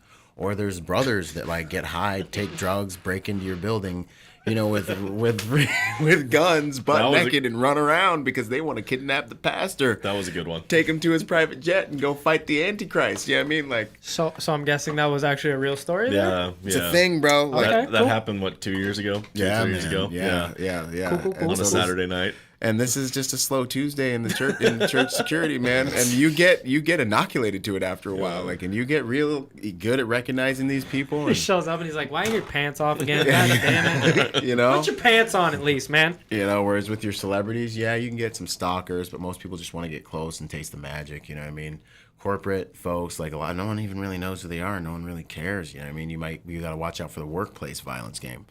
And so it's much of the other client segments in the game are just so much more simple. But then you're dealing with a church. It's like executive protection, protecting the pastor, and then it's protecting the flock and protecting the people that are just trying to go to church, you know, from a number of different threats, you know. And so it's much more sophisticated operation on any given Sunday. Yeah, I think like the nice ending. Like I dropped that on there on any given Sunday. Love the plug at the end there. That's pretty good. Yeah, but I mean, it's every true. Sunday, Super Bowl Sunday, man. I tell them every single day, every morning. I mean, it's true though. Like the high-profile, high-end CEOs, Fortune 10, Fortune 100 guys.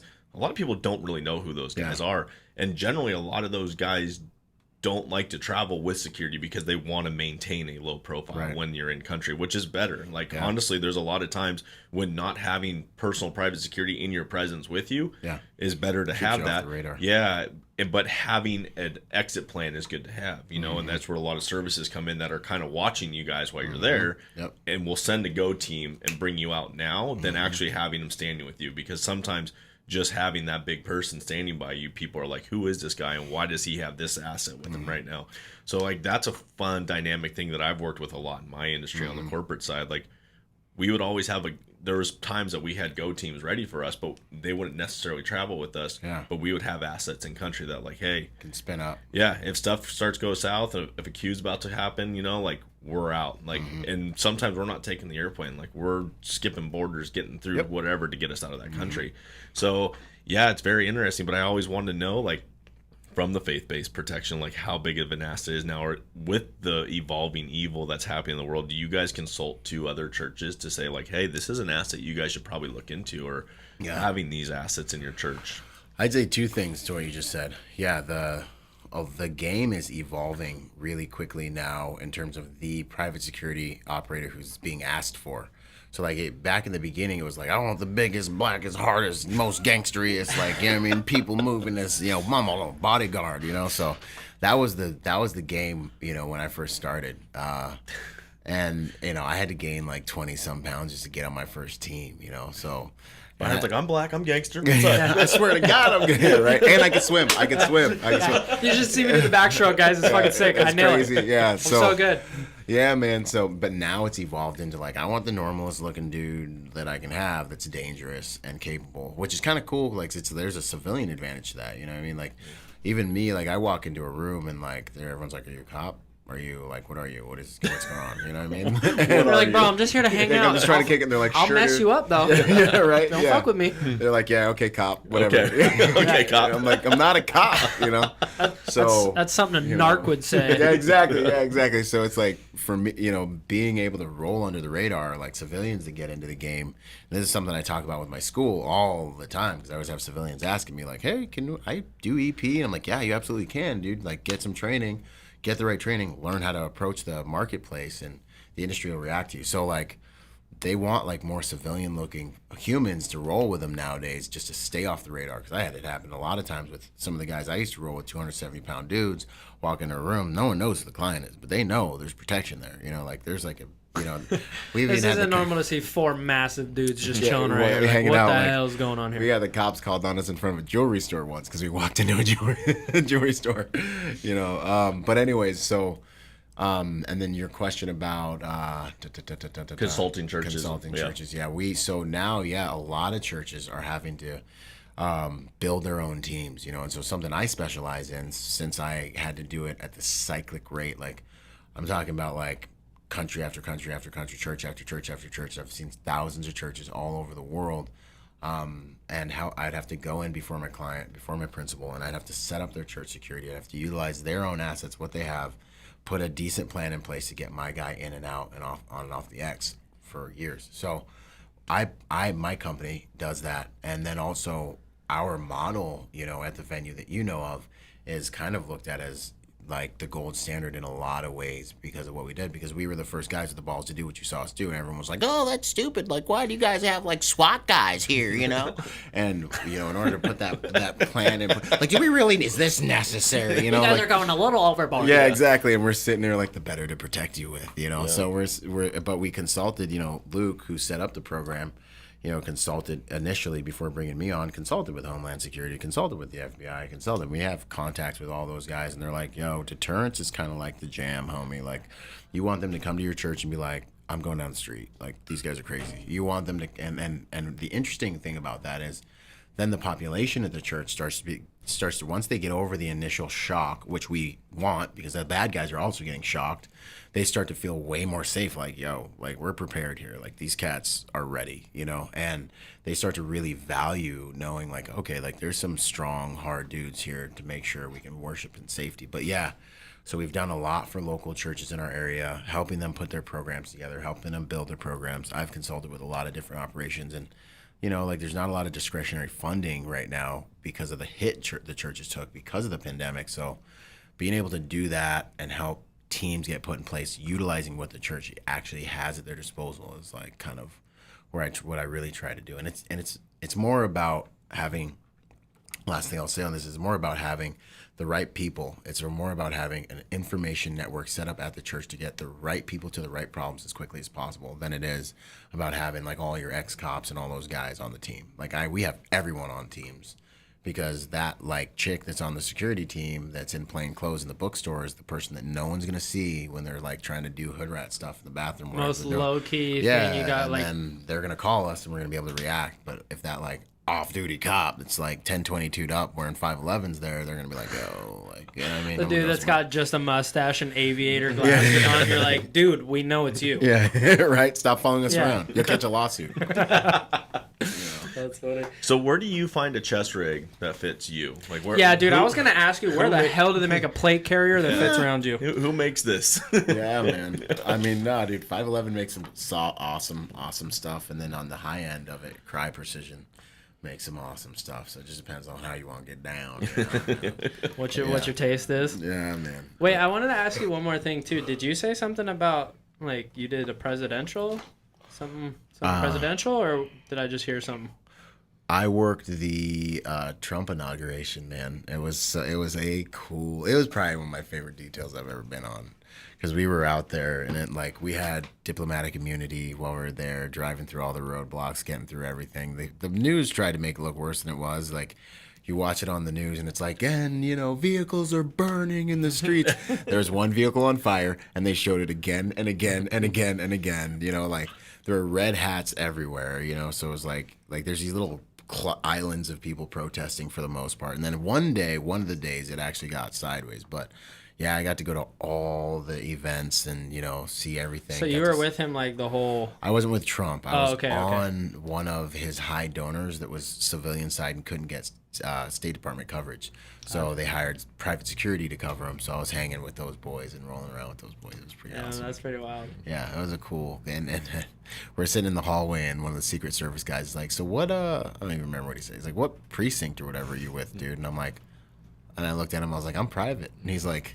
You're not in the Secret Service? And I'm like, no, man. And he's like, what's this pin you have on? And I'm like, oh, this. You have your Secret Service pin on? I'm like, I got this from the hotel lobby before the beginning of the week. I'm like, you got to get a pin. You're in D.C. And he's like, that's a Secret Service pin that you have. And I'm like, well, talk to the hotel, homie. And he's just like, he hated me after that. It's just like, I hate you. Like, bro, they're handing these out to everybody. Yeah, he's like, this whole time I thought, I got one for my homie and I got one for me. Those were my favorite. I used to wear one on my uniform. We had a couple Secret Service details that we flew around, and they would give us the pins at the end of the flight and stuff. So I still have a Secret Service pin. Those are pretty fun, though. No, I love it. I have one. I have like one of those too, but like this was couple just humble brags. Okay. If you watch like newscasters somewhere, I'm like Hannity wears one, and there's a couple guys out there that wear one. It's an honor to have one of those dropped in your hand, man. It's a good feeling, dude. Yeah, those guys are the top of the game, Yeah. No, they're cool. We had my parents, since all the kids have moved out, though, rent rooms out to people every now and then. Awesome. And a family member of ours, cousin, is in the Secret Service, still is. Yeah. And he was on a detail up in the Bay Area for a while, so he was staying at my parents' house for a while. Sweet. So we had a Secret Service guy that was living at our house for a while. Heck and yeah. he was a cool dude. He had a bunch of cool detail stories, and he's been with like 4 or 5 different presidents now throughout his time. So he's had some pretty cool details and some fun stories and stuff, and some stories about people that you're like, oh yeah, for sure you don't want to guard them, but you know it's their job. But do you get so when you're like a Secret Service dude, do you get like put on one person and or do you bounce around? You can bounce. It depends on the detail. This the Secret Service, I used to mess with them all the time because like we would fly into Morristown in New Jersey, and when Trump was in office, he would go up there all the time, and so there would be like times like Trump was about to come and the Secret Service is shutting stuff down, so like we either gonna get stuck sitting on the airplane or we got to get off the airport, and like we'd be walking around, like I'd walk by like the FBO and like go out the side gate, and there'd be a couple Secret Service guys, and like I knew my buddy would be on detail, and I'd be like, hey, where's he at right now? And they're like, who are you and how do you know him? And I would always mess with him, and he would always text me. He's like, are you at the airport? I'm like, yeah. I was like, where are you at? And he goes, yeah, I just found out you were asking for me. I was like, I just want to say what's up. I know you're around here. They're like, how do you even have this contact? Oh, they would met like the dudes, like he would think it's funny, like he didn't care at all, but like all his buddies that didn't know who I am, and I'm just name dropping a Secret Service guy, and they're like, who are you and how do you know who this is? And they're legit pissed. Oh yeah, like this isn't funny. Literally, how do you know this? Oh yeah, yeah. That's funny, man. Now the closest thing I ever had happen is like when Obama was president. Everywhere I went in a suit, people were like, "Is Obama here?"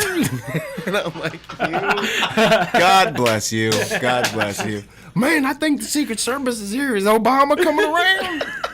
And I'm just like, you know what? That made sense to you. Like you connected some dots, and that was what you came up with. You're like, you just got to the point where you're like, yeah, dude, he'll be here in a minute. Yeah, right. He's right behind Stay me. in the lobby. Yeah. He's signing. He's gonna give you. Yeah, he's handing out the autograph line. Starts right over there, actually. It was so gross. I was like, God bless you, people. God bless America.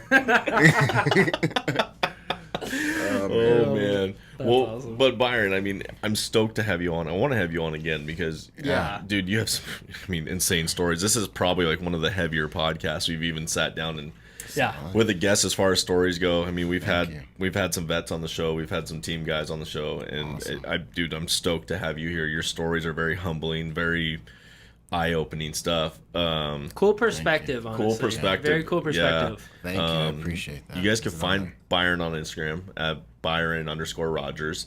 He does a lot of personal security stuff every day online. Yeah. You do. So do you do like birthdays? You cover. you guys doing like quinceañeras? We keep it classy, But follow Byron. All his other pages are linked to his bio. But daily, you have great videos, great perspective on videos. That's one of my favorite things. Some of these police shootings and things that happen out there, and the media is trying to blow it up in a different direction, and then you kind of go in there and show what's going on and talk through what's happening, and we didn't even get into your tactical protection reviews. Which I watched a couple of those. Those are gnarly. Thanks, man. Like some of the footage that you get is pretty crazy. And I'm sorry, I know we're kind of wrapping this up, but I wanted to ask you, like, do you kind of take that tactical outlook into, is that like everyday life for you? Are you kind of using a tactical, like looking around every time where you're just I don't know, like where you're in just a common place and you're like, okay, I know, like I can do that. 100%. Like that's the whole driver for that. Like the driver for that is, I see the world. If you see if you see the way I see it, you do what I do. You have what I have, and what I got from combat and all that is that hypervigilance. So I'm always implementing these different tools and strategies to create a safer environment for me or whoever I'm there that I'm hired with or who I love, or just it's what I represent as protection. Like more than just a job, it's a lifestyle, protector by nature and by trade. Like this is who I am, right? And so that whole driver for tactical protection reviews is like, You know, like I have 5 sisters. I try to tell them something about how to keep themselves safer, and they're like, yeah, like you're a security dude, like I don't care. And I'm like, okay, cool. So now, how do I get like all the people in my life that aren't like that to start like up in their game? It's like, oh, I'm gonna microdose you with trauma because you're gonna watch now like violence on when I drop it on the internet. Microdose you with trauma, and trauma is the best teacher. Pain retains. So you know, like there it is, action, real world action event, and then I'm gonna walk you through that event, and I'm gonna show you the way I see it, the way I take it in, the way everything I saw coming, and that way hopefully people out in the world. And now I'm getting all these progress reports of people like, yo, you know, like I was out walking to my car and I like heard Byron telling me like, yo, you're in a transitional space right now, this is where dangerous things happen, and like I'm gonna, you know, I got to get in my car, but I should put my back up against the wall, and like I saw this dude watching me, and like I'm starting to get these reports back, and that's all I want that software that keeps people safe to come out into the world and make it a safer place by making good people more dangerous. Have you had anyone that's like very anti-law enforcement that have like watched your reviews and like, hey man, I actually respect your perspective on this, and I get like what the cop is kind of going through now in this scenario? Have you had any of that yet? No, that's interesting. I haven't had that yet. I've gotten a lot of positive feedback, but I haven't looked to see if like it was somebody coming over and having like a Saul DePaul experience on it, you know, like coming over yet. I haven't. Saul DePaul, I like that one. That's a good one. But that'd be cool, man. Yeah. Well, like I wanted to ask that too, where I mean, coming from a tactical point of view, watching, you know, whatever body cam footage of a police shooting or whatever it might be, you know, the news is going to portray that one way, right? Mm-hmm. And then that's obviously like, oh, you killed a person, that's bad. Right. But from your point of view that's been through it, seen the dirty stuff that you've seen, and then you're looking at it from like, hey, I need to protect myself. Right. It's a pretty crazy perspective change, I would say, because I mean, everybody's going to see the news more, right? That's your main media outlet. Yeah. And but dangerous. But right, and then but you have someone like you who is like, hey, you know, from my perspective, this is what I would have done. Yeah. And I mean, nobody at the end of the day, nobody wants to shoot anybody. Like, no one's waking up going, I'm gonna shoot somebody today. Except for Marines. except for the psychopaths that you were on tour with. But no, but you know what I mean. Like it's a totally different world when you have somebody who's been in it, seen it. Yeah. And then you have the other people that's like, hey, this is on the news. Yeah, that's what I'm most scared about with the public when things happen, is the fact that you have people that have no idea what they're talking about. You can post a video of a police officer using perfect tactics, navigating a situation perfectly, and because the public knows nothing about like the 21-foot rule, like if a dude has a knife and he's in the room with you and he's within 21 feet, he can stab you to death before you can shoot him. That's a real threat. But because the civilian population has zero concept, zero trained, they've never had a guy with a play knife and you with your play gun like try to shoot each other and see how hard it really is. They have no appreciation for that. So they see a cop shoot a dude with a knife and they're like, this cop murdered this young person. And you're like, you've no idea what that cop knew. His life was actually in danger, and you'll never be able to perceive it because you have no experiential information around it. Right. And so now they can crucify this cop with, you know, and no one's gonna, you know, hopefully someone will stick up for him. But the tactical community sees it, you know, and we're like, yeah, freaking righteous kill, dude. Like, you lived, you saved a life. If someone's trying to stab my daughter, shoot them, please. But like, and the civilian population is just like literally vulnerable to whatever narrative whoever's in a mood to puts out. And that's what I'm saying. I think it's cool because like I get to hear both sides, right? Yeah. Like now I get to see like, you know, oh, that was bad, he shouldn't have done that. And then you're like, you know, he did the right situation to save himself, to protect the other people. Yeah. So it's like kind of cool hearing both sides actually see what's actually right or wrong, you know. Yeah, and then you can make your own decision. Yeah, exactly. And then you're able to actually make an educated decision on what is right or wrong. Well, that's the thing I've just never understood, like how all these people, you know, you have like Nancy the teacher over there, and all of a sudden she's a SWAT expert and like a cop expert, and you're like, should have shot him in the leg with the taser, and you're like, what world do you live in? Not this one. That's the problem. It's like, I don't teach 5th grade math, right? You know, I'm not going to come into your class and tell you that you're doing this wrong. You're 100%. You know, like it's all of a sudden that everyone's an expert in this one enforcement. It's like, oh, cool. When did you go through the police academy? Oh, when did you go through FTO? Like, how many hours have you put behind your gun? Yeah, exactly, right? Like, it's just, it blows my mind how everyone's all of a sudden an expert on everything. Everybody's an expert now. I love it. Yeah, it's great. And you're like, dude, respect the job of the people that took the job and do the duty that they do. And deal with that trash every single Well, but day. those are the same people too, like you're saying. But if you like went up to her and you were like, "Hey, you're not teaching math right," she'd be like, "Excuse me, like And what school did you? Yeah, And where did you do your training? Where did you get your like, teaching credential? Okay, Yeah. And it's like the same rules apply on the other side, you know. And it's whoever the media decides to crucify next. You know what I mean? Like, I love doctors, but like no one talks about their kill count. You know what I'm saying? You're up in here rolling up on all these cops and stuff like that. But I mean, we can get real. You know what I'm saying? Exactly. Like, the third leading cause of death in America. You know what I'm saying? Not doctors, but the medical industry. You know, like. I don't want to get you guys. I don't want to get you guys shadow banned. We've already been canceled like every other episode, so it's fine. Oh man. No, but I mean, dude, I love the perspective, and I want to, do more episodes with you and keep the attention span of the people, within the model, because we can go for hours, literally, with you. We could sit here and go for hours. This is good stuff. And it's fun, and we'll dip more into like failing forward. Like I like how you kind of started with that and brought that perspective to the table. Like, hey. It's okay to fail, but it's not okay to quit. Yeah, I didn't even have to lead him in. Like he just brought that straight in. I was like, "Thank you." Failure brings motivation. It really does, and it's in the perspective of how you failed, that how you're going to rise, that you didn't quit, that you're going to keep pumping. So that was cool, and like just your whole background bringing that to our table is awesome. So hopefully we could do more stuff, and dude, it's been a blessing 100%. Just have you sitting on the show with us. Thank you so much for joining us. We for we sure really our appreciate largest guest that we've had on the show. Yeah, right. Anyways. Yeah, you're the first one that almost didn't fit in the seat. So.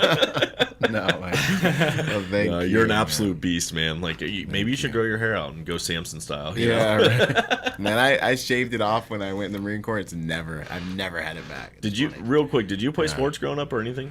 Yeah, I mean, I went to a 6A school in Washington, played football all 4 ways. Was like, I'm gonna go. I wanted to go play football, and then I was like, I had a buddy whose dad was in the NFL, and he had a twitch from like head trauma, and I was like, I'm not going to play football. I'm going to the Marine Corps. I could die. It's way better. The trauma is way better trauma. Yeah, better trauma. Higher quality trauma. Higher quality trauma. Man. So yeah, I was big on football. That was my main jam. That's it. What position did you play? I was tackle, pulling guard, and special teams, man. So were you always big? Like, what was fitness and working out always your goal? Yeah, we had the second best weightlifting program in the state of Washington, 6A school. So it was like straw dog type behavior, like cops, like we were like owned our town. And so what I played ball at like 225. Okay. And then he was actually the kicker, believe it or not. Yeah, I know, right? Yeah. Well, we you had would like never think, Byron graduated high school 135 pounds. Wild. Never would have thought, honestly. Yeah, no, I've been 225 coming out of high school, and then I got the Marine Corps, and they said I was obese, right? And we had like 300 some odd pounders in our line, at that school in high school. It's kind of weird to think about, but. And then the Marine Corps was like, "You're obese," and like cut me down to a little thick, but all right. You're like, this is a good fighting weight. That boot camp hollowed me 225 to 175 after boot camp. Oh, they really cut you down. They hollowed me out, yeah. And then when I got back into the fleet, I back home, then I got back up to my 225, and just naturally, it's like this is stock basically. Just eating normal food. Yeah, and then Iraq, I fought it like 190 something, 200 pounds flat, yeah. With 100 pounds of gear and 130 degrees heat. Like I said. No big deal. No big deal. No, like I'm not saying just another day. Like I said in the beginning of the show, unit. Absolute unit. I'm usually the smallest dude on half the details I put together, man. It's funny. I don't want to mess with the detail. I don't think. No, just say so. Stay away from Byron's details. Yeah, I'm good. Yeah. You guys do podcast security? Yeah, we need someone out front right here. We need a doorman. Hey, man, if the money's right. No. With like $12, you guys... Right? What can I get for 38 cents? I'll check my wallet. I think I got like $6 in there right now. I interviewed a dude that just got hemmed up. Like, he didn't make it on any team, but he was like, yeah, I shouldn't even go into this. The question is, how far will you go for $2,000? Well, anyways. Well, like Matt was saying, we would definitely love to have you back on because we could keep this going forever. We're already climbing the time chart here, but thank you so much for coming on. We really appreciate it. Your stories and your perspective are absolutely amazing. Everybody make sure to go check him out, Byron _Rodgers. He's got all his other pages linked in the bio. And this is just one bad dude. So hopefully you guys enjoyed this episode. I know we did. Yeah. And I guess we'll see you guys next week. Yeah, have a good one. Thanks, Byron. Thanks, Byron. It's an honor. Thank you, gentlemen. It's been amazing. Later, guys. See ya.